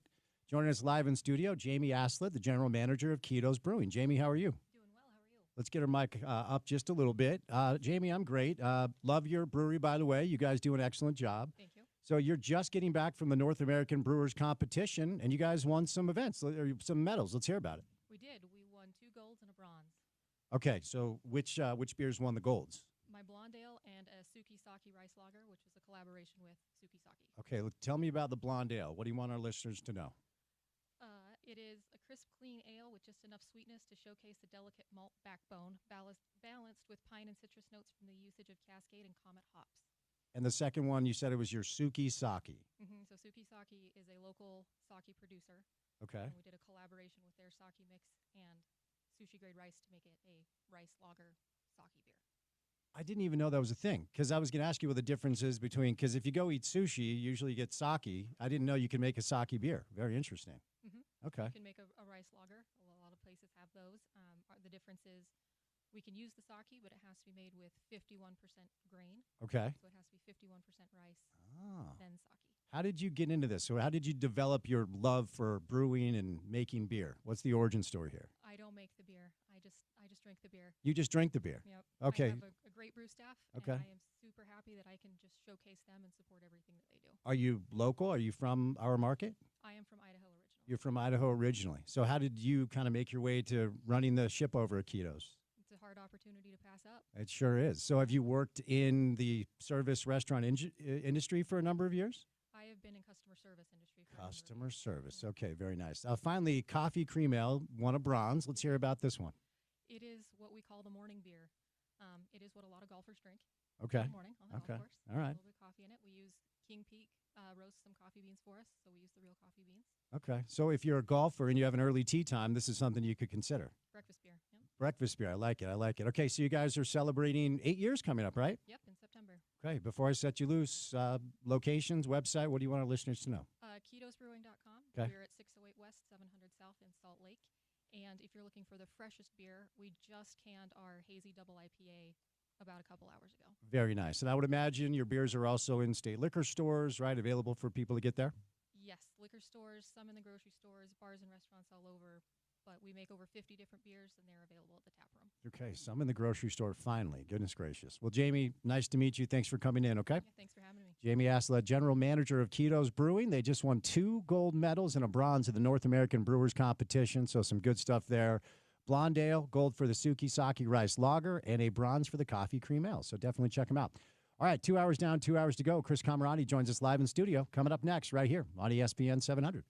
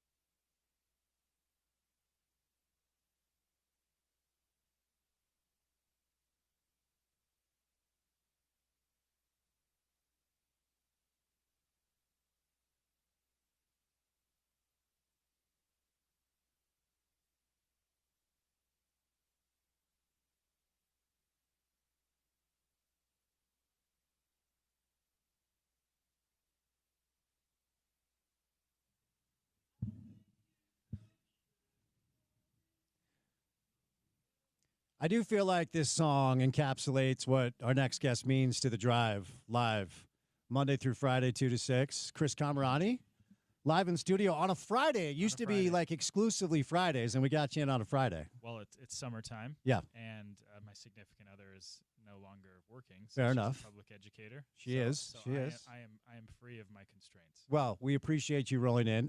Beach Boys fan, Brian Wilson passing this week. Huge fan. Yeah, I was listening to Fresh Air, and they re-aired his last 2 interviews with Terry Gross in 1988 and 1998. And very fascinating guy. Very, very sad story. If you don't know about Brian Wilson, like a very depressing but also enlightening human being, like went through a lot of mental health challenges. For sure. But a genius in his own right. And this song is one of my favorites of all time for a lot of reasons, but it always reminds me of the end of Boogie Nights. For sure. With Good Buck Super Stereo World. Like it was fascinating to listen to Brian Wilson himself talk about all of his stuff in these old interviews this week. I'll have to check that. I mean, I've seen the documentaries, and then there was a movie made, Love and Mercy, which was excellent. I lucked out. When I was 10 years old, my Uncle Nate played in a Beach Boys cover band called Surf's Up. Naturally. They played a Lagoon, and I thought he was like a Beach Boy. Wow. You know, and so when we moved back east, my Uncle Nate, to his credit, to his ever-living credit, quite frankly, I think he knew this was going to be a difficult move for a 10-year-old. Sure. He gave me Pet Sounds on tape, okay? Wow. Because I had a Walkman at the time, not even a Discman. This was 1988. Yeah. He gave me Pet Sounds on tape. He gave me Revolver on tape, Sgt. Pepper's on tape. Okay. And then another Beach Boys. He gave me 2 Beatles albums and 2 Beach Boys albums on tape. Why haven't we hung out with Uncle Nate? Is he still around? Oh, he's around. He's the best. Why haven't we hung out with Uncle Nate? He is, you know, let's do it. Is he a namesake for your brother? Don't you have a brother? Yes. Nate? Yeah. Okay. My brother Nate was named after my Uncle Nate. No, my Uncle Nate lives in Bountiful. Yeah, I think he has 5 or 6 kids, bunch of grandkids now, too. Would Uncle Nate want to hang out with Nate Bench? Yes. And now that's all I want, quite frankly. No, he's the sweetest guy. And he very much colored my musical taste as a kid, which I'm very grateful for. And he introduced me to the Beach Boys, greatest American rock band of all time. Oh, yeah. Probably, I right? think most influential at the time. I mean, like, if the Beatles don't burst onto the scene, I think the Beach Boys ride out the 60s, basically dominating that decade. But the Liverpool invasion changed that. Indeed. But, like, if we're talking about Beach Boys versus, you know, the soft dad rock of the 70s with the Eagles, Doobie Brothers, the yacht, we get into some good yacht rock. Ironically, it's weird. Like, how many of those? Like, I'm thinking of just off the top of my head, just like the bands basically mentioned or pseudo mentioned in Almost Famous. Most of them are British bands, for sure. Like I mean, I know that this is what people are wanting to listen to on a Friday, but on the sports radio. But it's like it's fascinating how, if you really break it down in the lexicon of the history of American rock and roll, the Beach Boys are absolutely up there. I think anyone who's listening to you and I knows the deal by now. I would hope so. We might get into the top Philip Seymour Hoffman movies of all time again. We did Almost that. Famous. Almost Famous. So, best American rock band of all time. Aerosmith, Eagles. This is Rolling Stone's list. Van Halen, The Doors, Metallica, Creedence, Grateful Dead, Tom Petty. Creedence got to be up there. REM, if you want to get weird. Nirvana, Leonard Skinner, Velvet Underground, Guns N' Roses, Steely Dan. It might be the Beach Boys. Yeah. That might be the answer. Yeah, I think out of all those bands that you named, I would go Beach Boys. Steely Dan's got to be in there. And criminally underrated, and Steely Dan. Creedence. Oh, yeah. Absolutely. And CCR. REM fan, I would imagine you went through a phase at one point. Yeah, you know, not too much. And probably not the greatest. I kind of missed, I unfortunately didn't get the 91 to 95 grunge, our guy that we talk about that you forgot passed away like 10 years ago, Chris Cornell. Oh, like that. I kind of missed that window due to my age. Thanks for bringing that up, by the way. Sorry. I just had stumbled upon a Chris Cornell cover of Nothing Compares to You. Okay. And I was very impressed. I forgot he died literally a decade ago. Soundgarden. Foo Fighters, Red Hot Chili, no, Allman Brothers. See, I would throw Red Hot in the mix, at least for a contemporary point of view for me. Pearl Jam, Crosby, Stills, Nash. And if my dad's listening, I have to include Young. In my house, it was Crosby, Stills, Nash, and Young because my dad was a huge Neil Young fan. Well, he was the best one. Well, David No? Crosby, man. Yeah? Okay. I mean, Melissa Etheridge chose him as her sperm donor to have a kid because he was such a talented musician. Let's stay and do this for an hour. That's cool, man. That's all I want to do. I hope to be that guy one day. You can be. You're that guy today. Okay. Not All right. one day. Okay. All right, Chris, since we're getting weird, let's keep getting weird. My guy Poach. My guy Pochettino. Let me start here. Does this change the way we view the job Greg did? No. It does not. No. But I don't like tooting my own horn. But do you remember my hottest take before the last World Cup?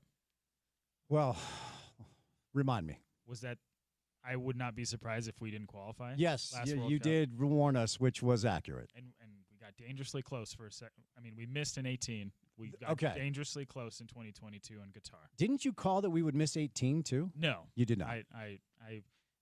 That still too soon.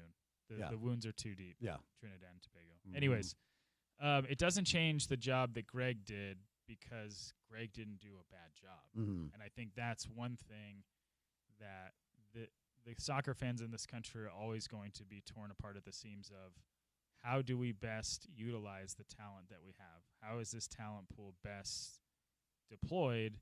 And traditionally, we've been, and by traditionally, I mean like our most successful international tournaments on the men's side in the last 20 years have been a bunch of guys who defend like hell and get it to your guys up front and make some bleep happen.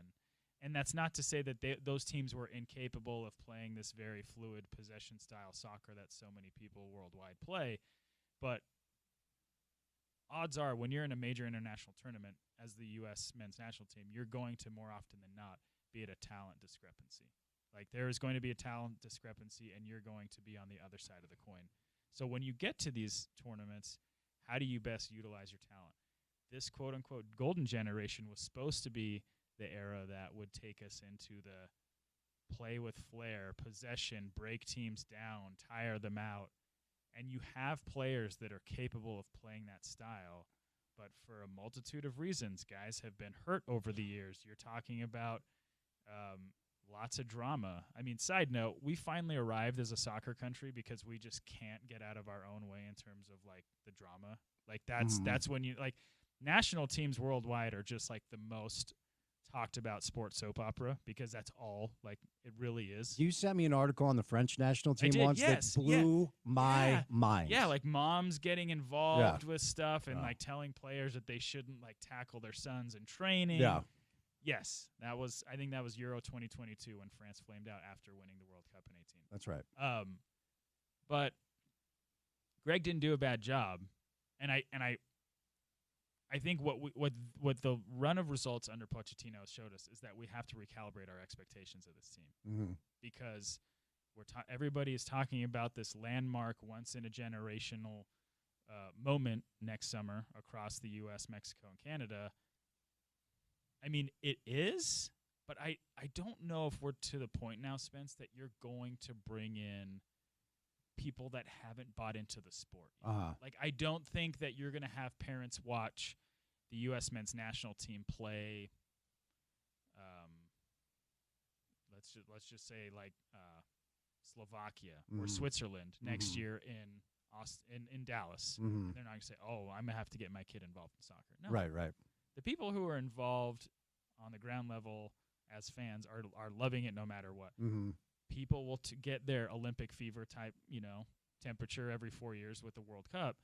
But I think everybody kind of has to pump the brakes on this is going to change soccer in this country. I don't know if it is.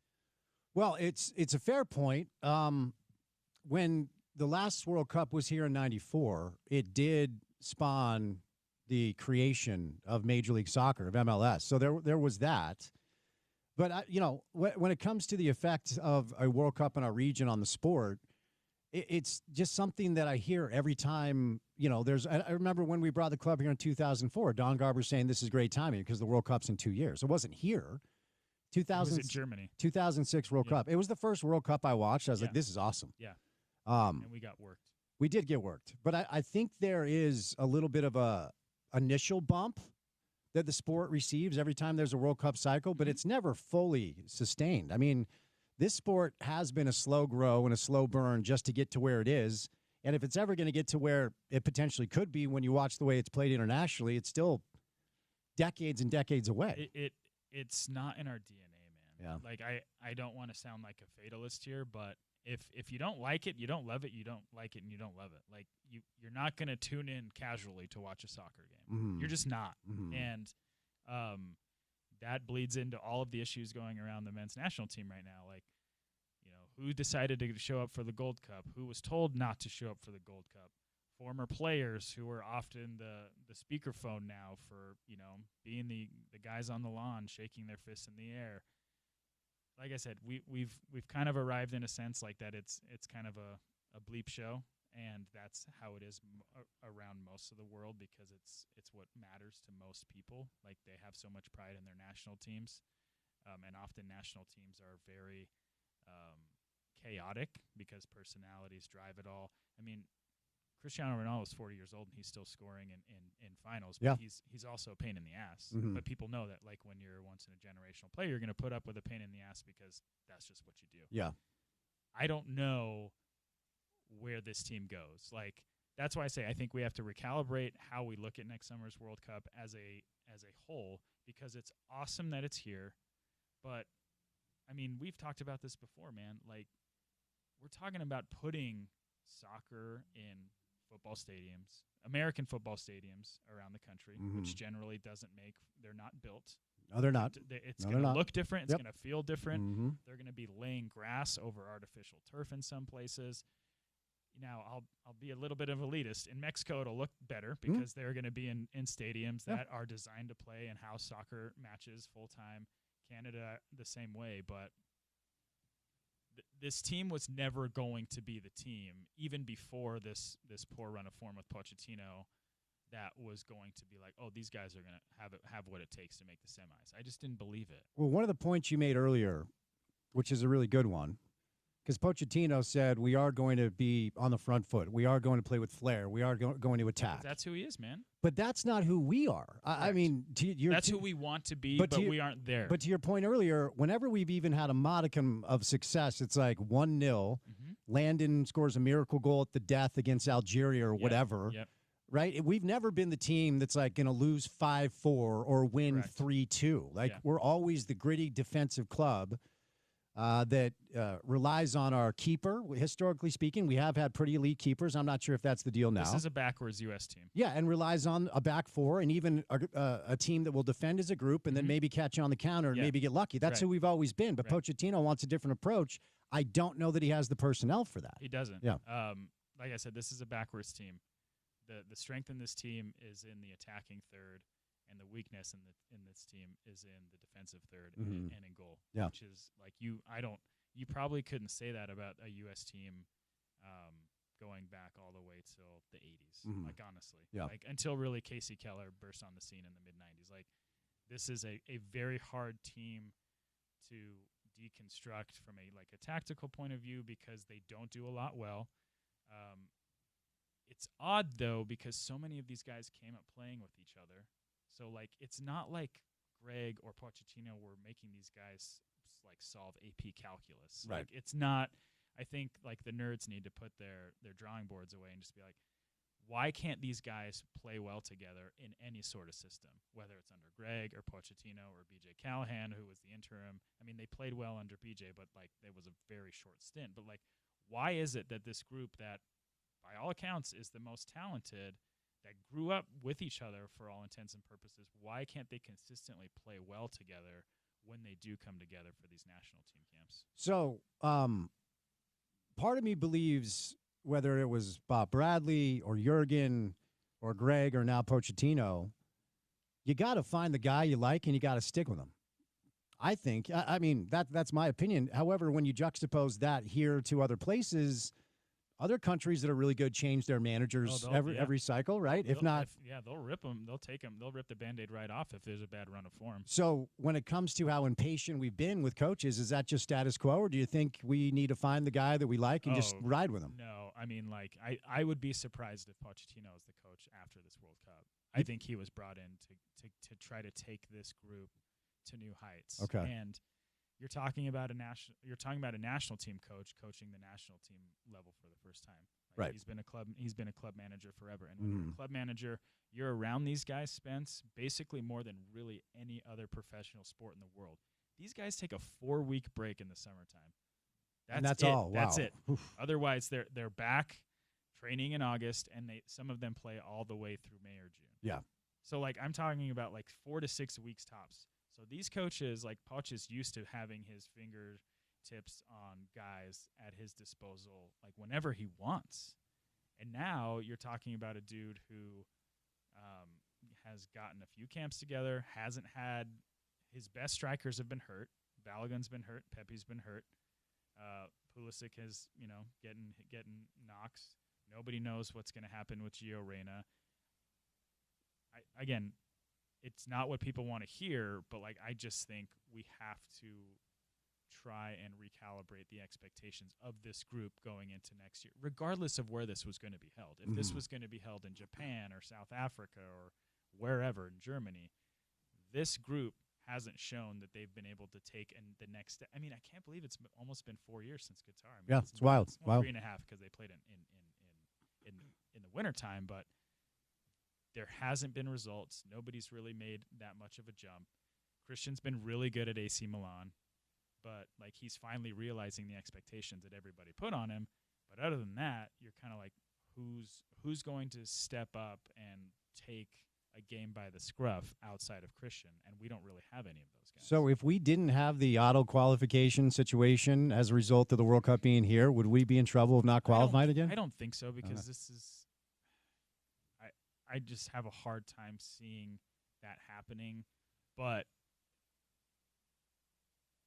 it is we're at a time now where it's kind of like bleep or get off the pot in terms of figuring out who's going to be in your starting 11, who's going to be in your game day roster, how do you want to play, who are you going to play against? Like we won't know the World Cup draw for a few months now, but like, man, I shudder at the idea of what would happen if the U.S. lays another egg on home soil after Copa America, after your favorite tournament, CONCACAF Nations League. That is my jam. Like, the only time this group has shown up, weirdly, is against Mexico in big tournaments in recent years, but against everybody else when the lights are the brightest, they kind of cower, and it's really fascinating. So what is your opinion on Christian Pulisic? Tyler Adams was hurt, right? Tyler played. Yeah. Okay. Yeah. Weston McKennie, Serginho Dest. Weston and Tim Way are with Juventus because they're playing in this club World Cup for the first time. Okay. And we had Dunny on yesterday, and I can name like the top 4 or 5 dudes that weren't there. Dunny gave me a list of like 11 or 12 players that he thinks will be on the World Cup roster that are not on the Gold Cup roster, and he said probably 7 starters. Yeah. So let's talk about this dynamic where the Gold Cup, historically speaking, has been an opportunity for some of the players that aren't in the first choice group to showcase their talents. We have examples here. Before Kyle and Nick were part of the legitimate rotation for a World Cup, they kind of made their name in the Gold Cup. Kyle scored a goal. Nick was one of the starting keepers, played well. Beltran was on a Gold Cup roster. That's right. So historically speaking, the Gold Cup is a place for lesser-known players to showcase their abilities. Do you have a problem with these players tapping out based on the fact that this Gold Cup is 1 year away from the World Cup? I don't. I think I'm the rare voice or opinion that nobody really cares about outside of. We care about you, Chris. You're right. That's one thing that can't be lost here is historically the Gold Cup was a place for people who needed to cut their teeth and impress the manager to try to get on the radar for the next big tournament the following summer or in years to come. So Christian not playing, have no problem with it. The guys at the Club World Cup have no problem with it. Anthony Robinson, who is one of our best players, had to get knee surgery. Trying to think, Dest is coming back from an ACL.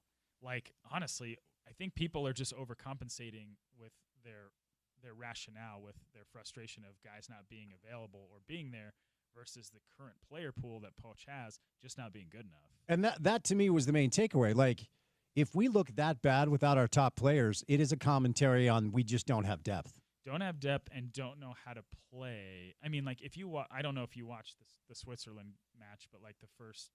I got home and turned it on. It was 4-0. Yeah. The first half was basically it was everybody on their own. Mm-hmm. Nobody knew how to press together. Nobody knew how to defend together. Nobody were staying in blocks. The lines were being broken. So, I mean, like those goals that they were giving up, man, like that was like. It was embarrassing. It was really, really embarrassing. Yeah. And like couple that with Matt Turner spilling one, and like he already doesn't have a lot of, success in between the pipes in recent years, and you just wonder, like, do these guys believe themselves? Yeah. And I think that, to me, is one of the most, interesting kind of underlying parts of this whole conversation is you're talking about a young generation who is easily the most talented and have the most success at the international club level, but when the bright lights shine, they haven't been able to deliver. Mm-hmm. So like is there a little bit of doubt in the minds of these guys? Yeah. Like, is there collective doubt? Like you just want to see some sort of change after, like between World Cup cycles, and you just haven't seen it. Granted, I will say I'll have to correct myself. The asinine decision to bring Greg Berhalter back after last World Cup and then have that whole thing flame out was ridiculous. So there is a change in a sense, but like I said, the only player that really has burst onto the scene, so to speak, is a dude from here. Mm-hmm. Like, it is wild. That's not taking nothing away from Diego. Diego has proved that he should be in the World Cup roster next year, but like considering where a lot of these guys play, like and the amount of resources that we've, devoted to so many of these guys and the youth system here, like this golden generation, nobody else is coming through the pipeline. Like if your top level guys are not there, then there needs to be some sort of reinforcements behind this quote unquote golden generation behind them. For sure. It's a great point, because I can also remember when we brought RSL here in 2004, Commissioner Garber and Mark Abbott and others talking about how we are a generation away from really seeing our national team fly because of all of the resources that have been put in place to develop players who at the time are the players that we're seeing now. And to be fair, there have been some success stories like Christian and others, but I don't feel like we're any closer than we were 20 years ago to really having a legitimate shot of doing anything other than just getting out of the group. And that's okay. And that's what I mean when I say, like, we have to just – everyone needs to take a breather and understand where we sit in the world landscape of soccer. Well, Jurgen Klinsmann himself was asked, will the U.S. ever win a World Cup? And he was like, no. And he got eviscerated. He lost his job. He's not wrong. I know, man. And that's okay. Yeah. There are soccer countries in Europe that produce an insane amount of talented players that have trouble getting to the Euros every 4 years because of how much talent they have to go up against. Mm-hmm. So the fact that we're in our geographical footprint, we have it okay. Canada's coming on. It's great for CONCACAF. It's good for this region. Mexico's starting to wake up a little bit. The Central American teams are a little shaky compared to where they have been historically.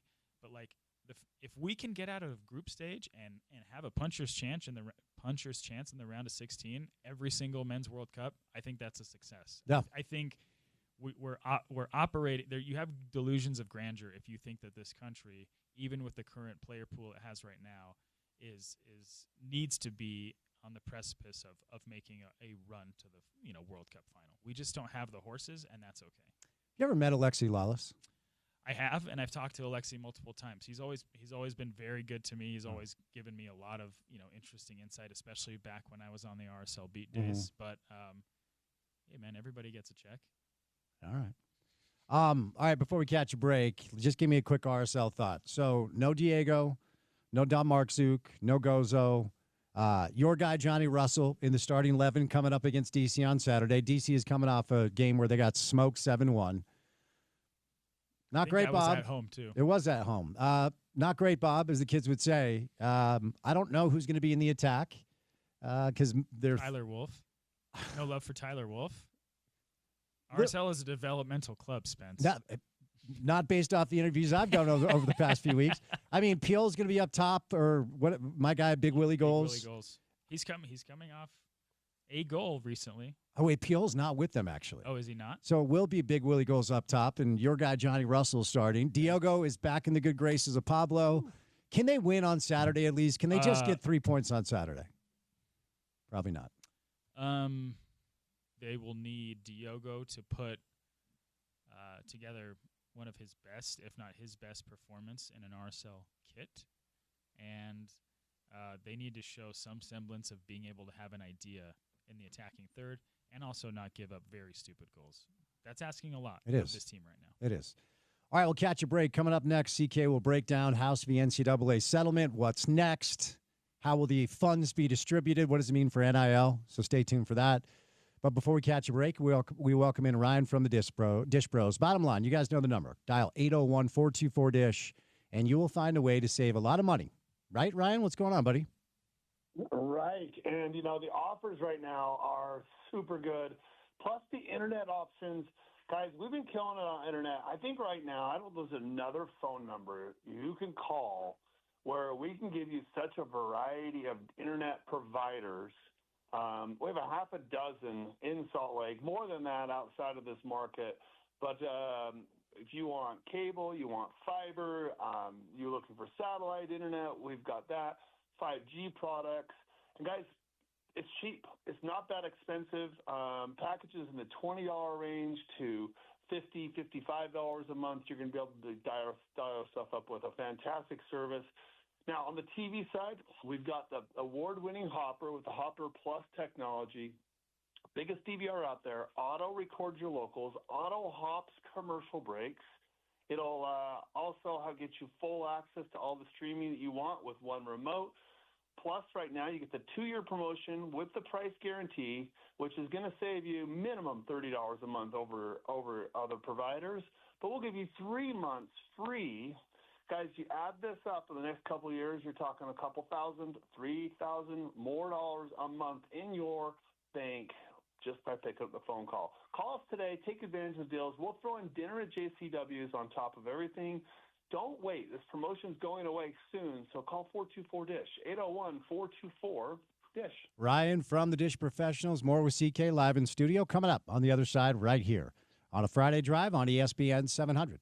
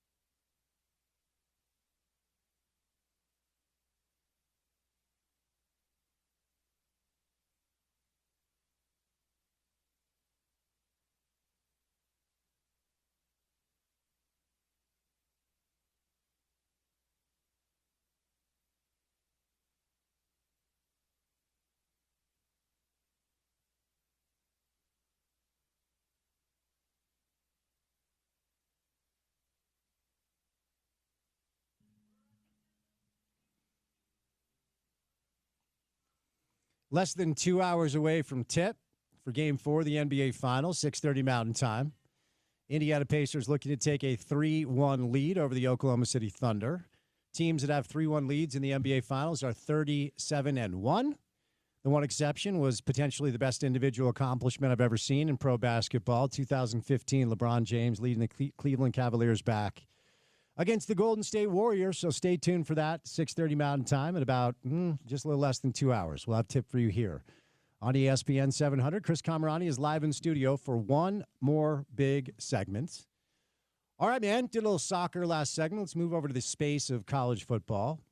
First of all, any exciting athletic teases for the upcoming season? I know you were back east for meetings. Anything you want to drop? Meetings do have some bigger enterprise stories coming down the pike this summer, and this fall we'll be on the road for some of the more interesting college football games from a culture perspective, and it'll be fun. So yeah, there are big ones, but nothing I can tease necessarily. But there will be stories that we will definitely be talking about on this radio show. Will you be covering Bill Belichick and his young girlfriend? I will not. You will not. Okay. We have a great North Carolina-based writer named Brendan Marks who covers North Carolina and Duke basketball. But with Bill being there, his job has changed. Kind of an odd story that people seem to be very obsessed with. I'm not one that clutches pearls over age gaps in relationships. Why do you think it's captured so many people's imaginations? Oh, it was all their fault. The CBS Sun, if they don't make a stink about the Sunday morning interview, I think that's it. Like you gave people a reason to think anything they want, basically, and you're talking about, like, dude, Sunday morning, my parents watch CBS, and like you're not. It's a great program. I love it, but I'm just saying, like, you're not dealing with like hard hitting. Like nobody's being grilled over this. Like Bill was toting a book. He wrote a book about his own life, and they're trying to control the narrative about what questions were given the green light. Give me a break, dude. So after that happened, I think the gloves were off because people were already kind of fascinated. And now that he's at a public institution, like, you can get a lot of stuff because you can FOIA and grandmother stuff. And guys like Brendan I mentioned, my colleague Matt Baker, who is a public records whiz, like, we've broken a lot of stuff about Bill Belichick and his girlfriend and just how odd it is at the University of North Carolina because it's a public institution. And of all the things that I never thought we'd be talking about in 2025, it's Bill Belichick, who historically has always been a very guarded, curmudgeonly fellow, toting his own book with his girlfriend at his side, with his girlfriend supposedly having a lot to do behind the scenes in college football in 2025. Never would have thought it. I mean, like, growing up, like, you would watch Bill Belichick press conferences and you'd be like, what? Like, is this dude having a bad day? And now he has to kind of, he's out recruiting. Yep. He's doing all this stuff. He's chosen as a new lease on life, let's just say. Yeah, no, for sure. All right, Chris, last Friday, about 10 minutes after we signed off air, I got the alert on my phone that the House v. NCAA settlement was actually finally pushed across the line. Friday news dump after the show. So $20.5 million at the disposal of athletic departments to now pay the young people that play sports at institutions. I don't like the term student athlete. The general model seems to be, and this is not every institution in P4, it will change based off the variance of what your unique situation is. Like Utah does have a gymnastics program that brings a lot of revenue and eyes, right? But the general model seems to be 75% of the $20.5 million will go to football. I think 10% will go to men's basketball. Or no, 15% will go to men's basketball. 5% goes to women's basketball, and 5% is left over for everybody else. Do you feel like that's kind of where most of the institutions will land? Yeah, based on my conversations with folks at the P4 and the group of 5 level, they've said, and this was before it got passed, they were waiting in the world of anywhere from 50 to 75 going to football. And these are different institutions around the country that have different, points of view, that have different powerhouse programs that aren't necessarily football, but it's going to be interesting to see which teams vacillate between, going all in on football, which most will do, but there will be lots of schools that don't have to because they know that investing in men's basketball, women's basketball, there will be exceptions, like you mentioned, like with Utah and the Red Rocks. I would imagine there will be others. Oklahoma softball is a powerhouse. Like, you're going to have to, pay these folks. The Texas Tech pitcher that signed from Stanford and became the first female softball player to earn $1 million in NIL. Like, you're going to have to figure out a way to market yourself and be tantalizing enough to student athletes, even if we're talking beyond the revenue-generating sports of football and men's basketball. Do you think, and this is an interesting conversation because there are multiple layers here, you just can't debate that the football program is your cash cow. You cannot debate that football generates the most revenue. Next year will mark a decade between NCAA appearances for Utah men's basketball, which is wild to think about. If you're a P4 basketball program and you are not making the NCAA tournament, you are leaving a grip of cash on the table. So Mark has an interesting decision to make, right? But just theoretically speaking or philosophically speaking, should the money be allocated to your product that does give you the best return on investment, or is there a case to be made that some of this money should probably go to sports that have not historically received the investment or attention they need? Because if you're a women's soccer player at the University of Utah or a men's baseball player and you see the final split and you go up to the dorm or whatever and the football players are showing you their paycheck and you're like, well, wait a second. These things are more complex than meets the eye. So what are your thoughts on just philosophically how this revenue should be split? Well, I'm glad you came to me because I know that that when it comes to investments and markets, I'm the guy. How is your portfolio these days, CK? I would say strong. To quite strong? It's Bolivian wormwood. It took 72 hours. I believe they call it a hoka. I still think it's Ben Stiller's best movie. Oh. I know you disagree. I still believe that. Well, it's just because it's a nostalgia thing. Sure. It's heavyweights for me. Anyway, I missed one shot. digress. It was a big shot.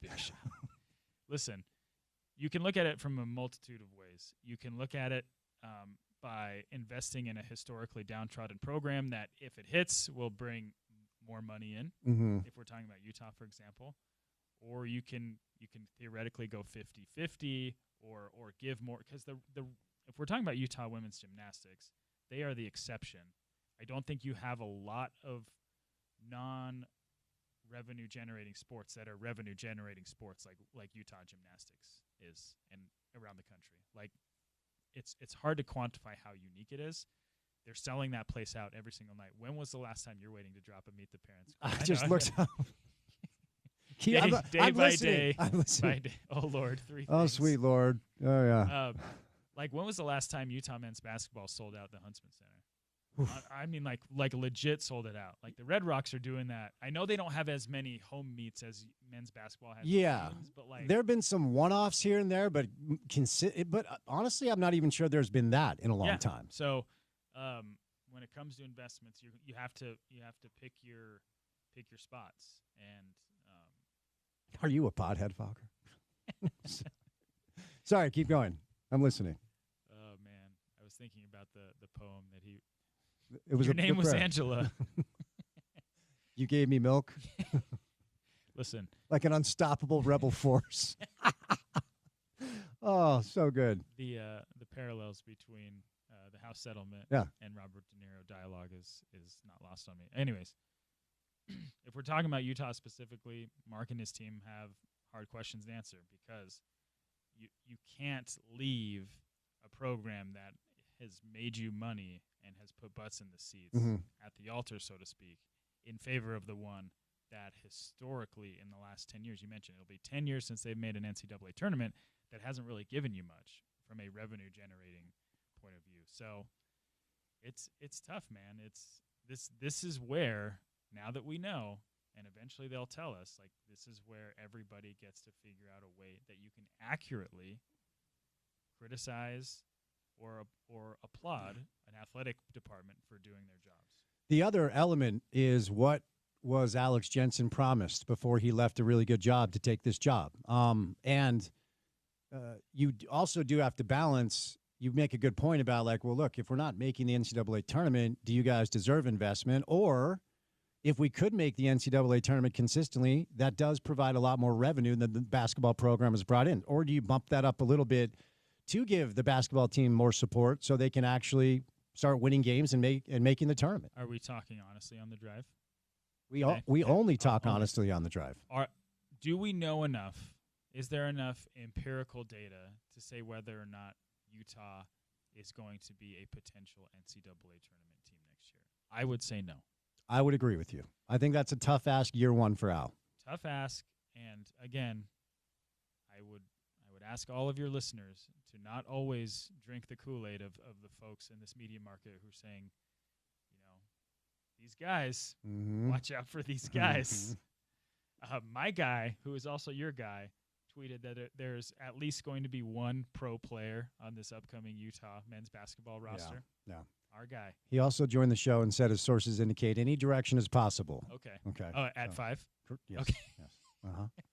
So, yes. Yeah, and who knows? Maybe he's right. But maybe he's right. But what I'm saying is that you have to have some sort of foundational data from Alex as a head coach before you can, in my opinion, go really all in. You're right. And I've said that from the start because I think Al's the right guy. I think it was the right hire. And so I am not going to be over the top about expectations for this roster year one. And if anybody out there is telling you they've been grinding tape on these new players, they're lying. We don't know what it's going to look like. Delaware State. I don't. I mean, let's be honest. I think one dude came from like Cincinnati. I don't even know. I'm not schooled on where these guys came from, but they're not coming from. There's an Auburn guy that I think maybe didn't play a lot, and Auburn's been good. Well, in that case, championship. Yeah, championship. But other than that, let's everyone take a chill pill. While we're in the space of taking a chill pill, I'm here. Vegas over under Utah football wins 7.5. Every single you guys at the Athletic 247 ESPN, everybody does the whole like, hey, way too early Big 12 look ahead. Utah football is pretty squarely in the middle. They don't have the expectations of winning the thing, at least from what I've seen. I think Phil Steele, your guy, did pick Utah as one of the top 3 teams, if I saw that correctly. So, taking a chill pill, Utah football expectations. No Devin Dampier Heisman candidacy yet? I haven't seen it yet, but, I mean, based on what I've been told by multiple people who watch practice secretly, he's going to be a Heisman Trophy candidate. I've been told the same. I say that in jest, but I don't know if people really get it. We'll get a few KSL videos with it. Listen, man. Again, beyond basketball, nobody knows what the hell this football team's going to look like offensively next year. So if we're taking chill pills, I implore you all to take a chill pill. Devin Dampier's tape, his highlights that you watched on Twitter are awesome. I guarantee you didn't watch the 12 interceptions he threw last year. He had a 58% completion rate. You were probably looking at a lot of awesome plays that he made, but you probably weren't watching, some errant throws that he had, which is fine. One thing we have to get out in the clear in this market is that just because you're not bending the knee, you're not a villain. You can be critical without being viewed as the villain. You're preaching to the choir, man. I know you are, but I'm just saying, like, we are venturing into very dangerous territory here. But that's also not. But that's not just Utah. No, I know that. Okay? I'm just saying it's everywhere. That's our guys downtown at the Delta Center, and it's the guys 40 miles down yes, south. Yes, it is. I get that. It's everywhere. So it's not specific to the guys off Warcar away. But will Utah be better next year? They will. I promise you. Are they going to change the world offensively? Probably not. Will they be better offensively? God, you have to hope so because of how terrible they've been. Can't be worse. Can't be worse. Yeah. They got a couple first-round tackles on their roster. Got some running backs you've really never heard of. Got some receivers you absolutely have never heard of, and the defense should be good. Other than that, Vegas setting it at 7.5 makes sense. That feels right. Yeah. All right, the other element, and actually, let me lead with this. Is there ever going to be an accurate way to really even the playing field in college football? No. I don't think so either. There will always be the car dealer in Tuscaloosa that's fine paying whatever it is under the table. Over it, man. Yeah. But the reason I bring it up is there is a new college sports commission, and the CEO is a guy named Brian Seeley, who is a former Major League Baseball executive. See, I think what a lot of people either don't know or forgot is the NCAA was literally told 2 years ago you are no longer allowed to enforce anything, which is a wild, wild format, and that's why we've been in this area of chaos. So at least there are some best laid plans in place with the new CEO of this enforcement organization called the College Sports Commission. And starting on June 7th, all of these young people who play sports for institutions who are benefiting off of NIL now have to report every NIL deal of more than $600 to the College Sports Commission. It's going to go through some derivative of an LBI software program, and Deloitte, who runs the NBA draft lottery for all you Jazz fans that are mad. And runs a lot of stuff at a much higher. Correct. The stakes are much higher. They have a lot on their plate. There's no doubt about that. So how do you think this process is going to work, and do you think it will corral a little bit some of the crazy spending on NIL? I don't know if it's going to corral the spending. I think it'll hold people more accountable. Okay. And I would hope that this commission makes all of this stuff. If it's a public institution, I would hope it'll be made public so people can understand, because you're still, at the end of the day, you're still asking people to donate. Like, NIL is not going away. No, not at all. The $20.5 million is for the benefit of the players and honestly for the benefit of the universities. But you're still going to talk about players who are getting third-party deals, dealers with deals with dealerships in town, so on and so forth. So I think it will add, if it's done the right way, it will show us the red tape, basically, that we've been missing for a very long time. So ultimately, Mark Carlin himself has said they will utilize every penny of the $20.5 million. Brian Santiago, the new athletic director of Brigham Young, has not made that statement. It doesn't mean they're not going to do it, but the money stuff down there is just different. And I don't know if they need to say anything publicly because they're a private institution. So how do you think they'll handle it then? I don't know. Yeah. I mean, if we're talking about recent history and how much money the basketball program has gotten, and if you're talking about historically, the football program has carried the load there. So you would think that they would give most of it, in my opinion, you would think they would give most of it to football, knowing that your high-profile donors are still probably going to be giving to Kevin Young and his staff to go out and pay players. But I don't know. The private school thing is going to be interesting. I should ask. I'll talk to some of my smart colleagues that you should have on who know about all this public. Happy stuff, to, yeah, happy to, yeah. Because it'll be interesting to see, like, when this stuff gets made public, if private schools need to be involved in this and whatnot on the commission side of things. Well, and to your point about the basketball program, the money's already in the bank for this year. Yeah. And Jeff Goodman has reported that AJ is getting $7 million. This new Rob Wright kid apparently is $3 million. Richie is 7 figures. If you just do some quick math, NIL money for this year's BYU basketball program is in the area of $13 to $15 million. Right? But that's all NIL. That's before these kids can get paid. Yep. So I wonder if you're Brian Santiago and you know that the basketball team is already dialed in with their NIL stuff, do you bump more funds to Kalani and his team? Obviously more players. I would think so. You have to, don't you? More players, more depth. I mean, basketball rosters are small, man. And, like, they're always going to be front-loaded. You have to be able to disperse the correct amount of resources to a football team in order to make them good. Like, I understand in the NFL, who gets paid the most? Quarterback's one. Yeah. But, like, if you have a really good offensive tackle, you're going to invest in them. If you have a really good defensive end, Myles Garrett or Nick Bosa, you're going to invest in them. And then there will be positions that maybe don't get that so much. Like, middle linebackers don't get paid the boatload of money that other positions do. And I don't know if safeties are getting paid a lot of money. So because of the roster size and because the BYU men's basketball program is already theoretically in a good space from the NIL component, I would think if you're Brian Santiago, you would say, Kalani, here's a lot of money. I would hope so. And, they just had a really good year. BYU football is coming off a really good season. Do you think that because your points about the pay scale based off positions will be interesting to follow, I still believe, and if you would have asked me 3 years ago, I would have told you that we were already in this space, and we're not. And so I can't even put a time frame on it. But based off of everything that still needs to be figured out and the inevitability, because money changes everything. It just does. I think anyone that lives everything and everybody. Right. And I think anyone that has a little bit of lived experience in the world knows that whether it's family, friends, business, whatever it is, when money gets involved, people change. And people change their values, their jealousies, there's anger. It just is inevitable that the women's soccer team at Utah will find out what the starting quarterback is making from the school and say, wait a second, this doesn't feel fair. Inevitably, there has to be collective bargaining. I still believe that. I agree.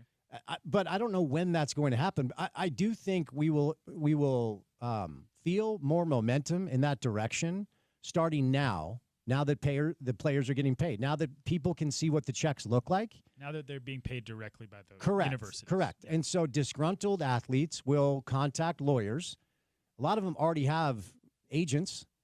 And once those complaints start spilling in, I think everyone's going to understand that the only way to really make this thing work is for allowing the players to unionize and therefore collectively bargain to come to some sort of agreement. And I wonder if and when we get to that point, are there going to be individual unions that are NCAA football unions, NCAA basketball unions, or do they all come together?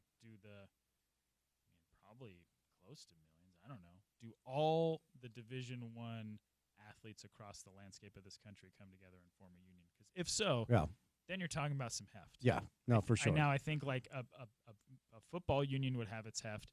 But if you're talking about athletes who play in revenue generating sports, you would hope that they get to have a piece of the pie. So if there does come a point where there is collective bargaining, you'd have to believe that even the folks like the football players, like the basketball players, would want to bring those folks along. Okay, final thing that I'll set you loose on this, as it pertains to the ongoing lawsuits that we see left and right. There was a lawsuit filed by a group of female athletes that say this violates Title IX.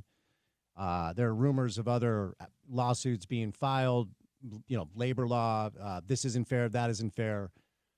Are we just in an area in collegiate athletics now where it's time to accept that stuff like this will continue to go on? And maybe every single year there's going to be another lawsuit filed. There's going to be another appeal filed. And we're just going to have to deal with this maybe in perpetuity. I mean, I don't know that it ever really ends. No, it will not end until – sorry, I'm contradicting myself. It will not end unless people finally get their stuff together and get their ducks in a row, and there is a model built that allows universities, coaches, players, agents, everybody to be in lockstep on how things are done. Until then, you're going to have people filing these lawsuits saying that, I deserve this piece of the pie because X, Y, and Z, and a lot of times they're right. So that's the reality we face. Who do you want the Jazz to draft at 5? I've been told everything's on the table, but if I'm going for, do you think they go best player available at 5? They do. Okay. Because they need everything. So since they need everything, I'm going to go with the dude from Baylor. VJ. Is he going to be there? Maybe. Okay. Probably not. Okay. So then I'm going to go with not the guy from Duke. Not the guy from Duke or the other guy from Duke. Khan. Not Khan. Okay. And not the tall guy from Duke. He won't be there at 5. No, the other tall guy. Oh, Malawach. Yeah. He might be there at 5. I don't want him either. Okay, fair enough. Great to see you. Go enjoy your weekend, all right? My man. We got 3 hours down. We got 1 hour to go. The 5 o'clock hour of the program comes your way on the other side. Don't forget, we are 90 minutes away from tip-off for Game 4 of the NBA Finals. It's Oklahoma City. It's Indiana. The Pacers trying to take a 3-1 lead. The Thunder trying to dial it up at 2 games apiece. So we'll catch a quick break, and we'll get to the 5 o'clock hour of the program in just a little bit. Before we do that, we welcome in my friend Ryan from the Dish Professionals. Bottom line, as you get your weekend started, you might want to save some money. So pick up your cell phone and dial 801-424-DISH, where you can do just that. What's going on, Ryan? Spence, that's it. It's just saving money, and that's just what we do. And, if you want to dial it up with the best DVR, biggest DVR out there, auto records your locals, auto records your games for you. You get access to your content wherever you go, plus have access to all the streaming and get the best price? Well, guys, Dish has lined it up, and we got the best deal right now where you get set up, you get the 2-year promotion, the price is guaranteed not to change. Guys, this is at a minimum $30 a month cheaper than what you're probably paying. We see a lot of times that we're saving people up to $100+ a month. But right now, we'll get you 3 months of service for free, throw in the movie channels, have you installed for free, and get your dinner at JCW's. Plus, don't forget, if you have problems with the internet or you want to look at that, we have a half a dozen different internet providers. Guys, internet from $20-something a month on up. We've got lots of great plans. If you want to save money and you're tired of your bill going up and you want to lower it and put a bunch of cash back in your pocket, call us, 424-DISH. 801-424-3474. 3 hours down, 1 hour to go. 5 o'clock hour of the program on this beautiful Friday afternoon comes your way. Coming up next, right here on The Drive with Spence Checketts on ESPN 700, 92.1 FM. We are proud to be part of Utah's ESPN radio network.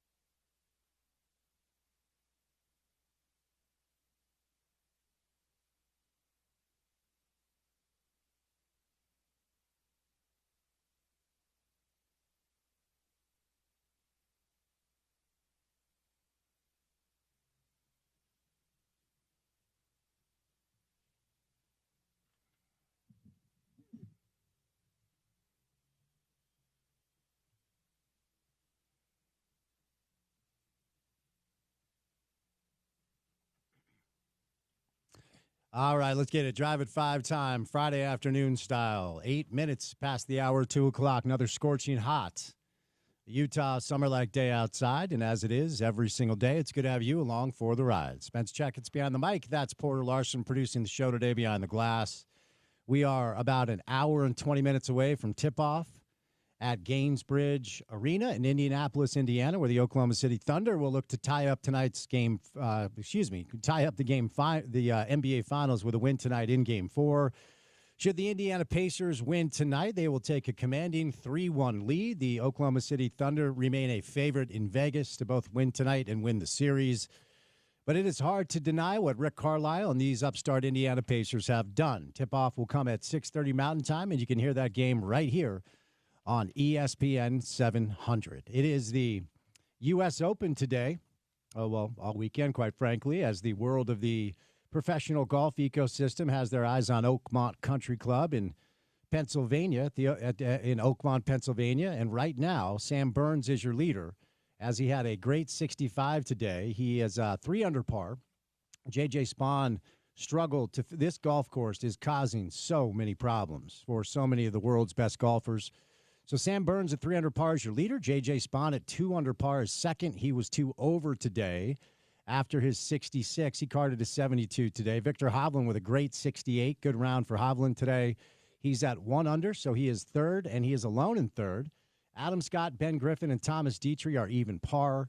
Let's get you some notables. Brooks Koepka carded a 74 after his 68 yesterday. He's 2 over. That's good enough to be in the top 10. Sam Stevens, my guy, is also 2 over par. Jason Day, Keegan Bradley, they're at 3 over. Nick Taylor, Scotty Scheffler had a solid 71 today, but he carded a 73 yesterday. So the the world number 1 is what I should say. Scotty Scheffler is at 4 over par. Colin Morikawa is also at 4 over. John Rahm joins that group at 4 over par as well. Jordan Spieth, 5 over par. And if you look at the cut line as of now, it is 6 over par, which means Phil Mickelson will actually play the weekend, at least as of now. He is through 16 holes. He's at 6 over, so he just has to par the final 2 holes to make the cut. Notable players that will not be playing over the weekend include all 3 of our local golfers. Tony Finau, who was right there on the cut line. He struggled yesterday. No. Tony actually birdied the final hole. He carded a 71. No. Tony carded a 70. Tony is playing over the weekend. So Tony made the cut. Zach Blair did not. Neither did Preston Summerhays. But some of the best golfers in the world will not be playing over the weekend. And it looks like, as of now, where's Rory? Rory McIlroy had a chance to make the cut, but I'm scrolling down, and I don't see his name. Wyndham Clark will not be playing over the weekend. Ludwig Oberg will not be playing over the weekend as well. Anyway, Dustin Johnson, of course, he hasn't played well in a number of different years, quite frankly. So Rory McIlroy actually right now just birdied 18 and will play over the weekend at 6 over. So Rory sneaks in, as does Xander, as does Phil. Brian Harmon sneaks in as well. Man, that is wild. This must be, I mean, all the conversation surrounding U.S. Opens every year is how hard this is. It is the hardest challenge in professional golf. But Oakmont Country Club appears to be one of these tracks that just brings the best golfers in their world to their knees. 3 under through 2 rounds is the leading score, and that belongs to Sam Burns. The PGA Tour leaderboard update is brought to you by our friends at Uinta Golf. They've got great deals right now for Father's Day on Titleist. You can help Dad dominate the tee with the Titleist GT medals and experience faster speeds with longer, straighter drives at Uinta Golf. All right, NBA Finals. Game 4 tonight. It's a big one. OKC, Indiana. Feels like whoever wins this game is going to win a championship, at least in my estimation. If the Pacers take a 3-1 lead, they put themselves in a category of more or less an insurmountable lead, historically speaking. Teams with a 3-1 lead in the NBA Finals are 37-1. The one was 2015 when LeBron James led his Cleveland Cavaliers back from a 3-1 deficit against the Golden State Warriors. If Oklahoma City wins tonight, it feels like it's going to be tough for Indiana to go back to OKC and actually get a win. So that's kind of the narrative surrounding the game today that will take place in about an hour and 17 minutes. So it is a big one. Whoever wins this game tonight feels like they're going to win the NBA championship. We are 12 days away from the NBA draft. Rumors surrounding the Utah Jazz are flying left and right. Rumors surrounding the new home for Kevin Durant flying left and right. Will the Jazz stay put at 5? Will they look to make a move? Don't forget, we are going to have great draft night coverage June the 25th, round 1, then June the 26th, round 2. Right after our show ends, we will over to a remote location, and we'll let you know where that is, with Gordy Chase and Richard Smith, and we will have live reaction of every pick that is made in both round 1 and round 2. The battle for Lord Stanley's Cup continues to go on. That's been an incredibly entertaining series, which you can also hear on this radio station. Edmonton with a massive win last night to even it up at 2 games apiece. They won in overtime, and the next game will be tomorrow, coming up at 6 o'clock Mountain Time at Rogers Place in Edmonton, Alberta. The TV coverage is on TNT, and the radio coverage is right here on ESPN 700. All right, we'll do some NBA Finals coming up. We'll do some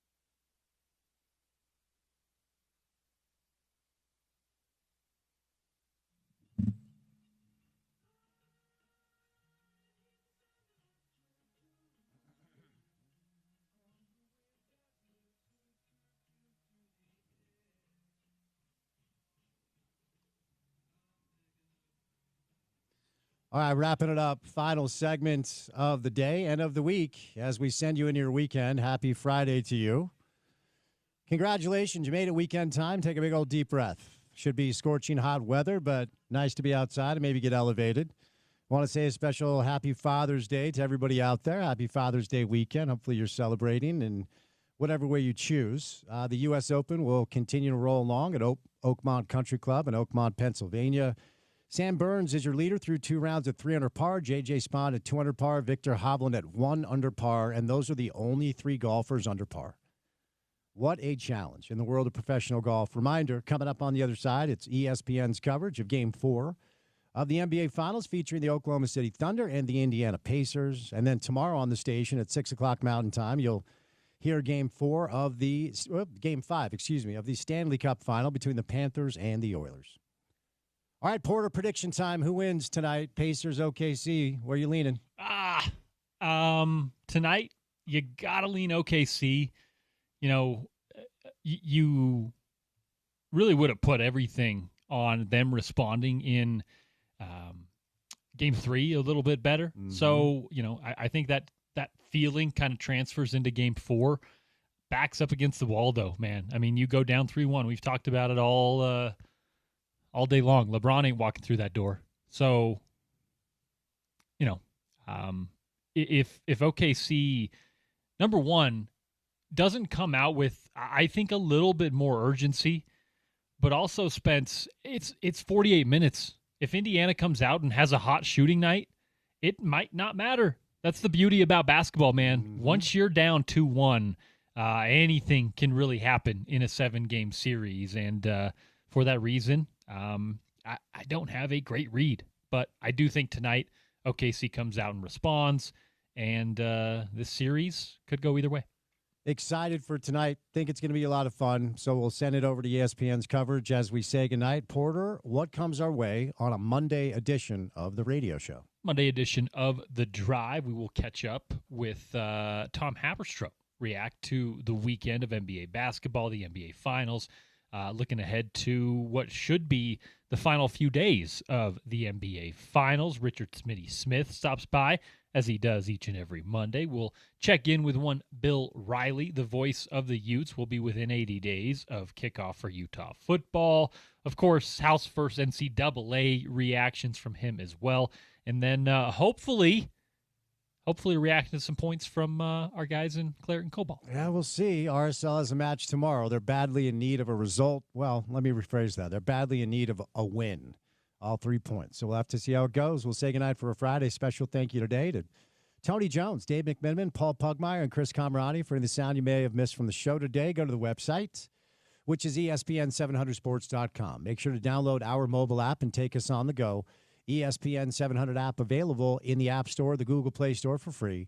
And then for what we do in our space every afternoon for 4 hours, check out our podcast page. It is called The Drive with Spence Checketts. That's available wherever you get your shows. Subscribe, rate, review, say nice things in the comments. Give us all the stars. It helps. Reporter, I'm Spence saying goodnight.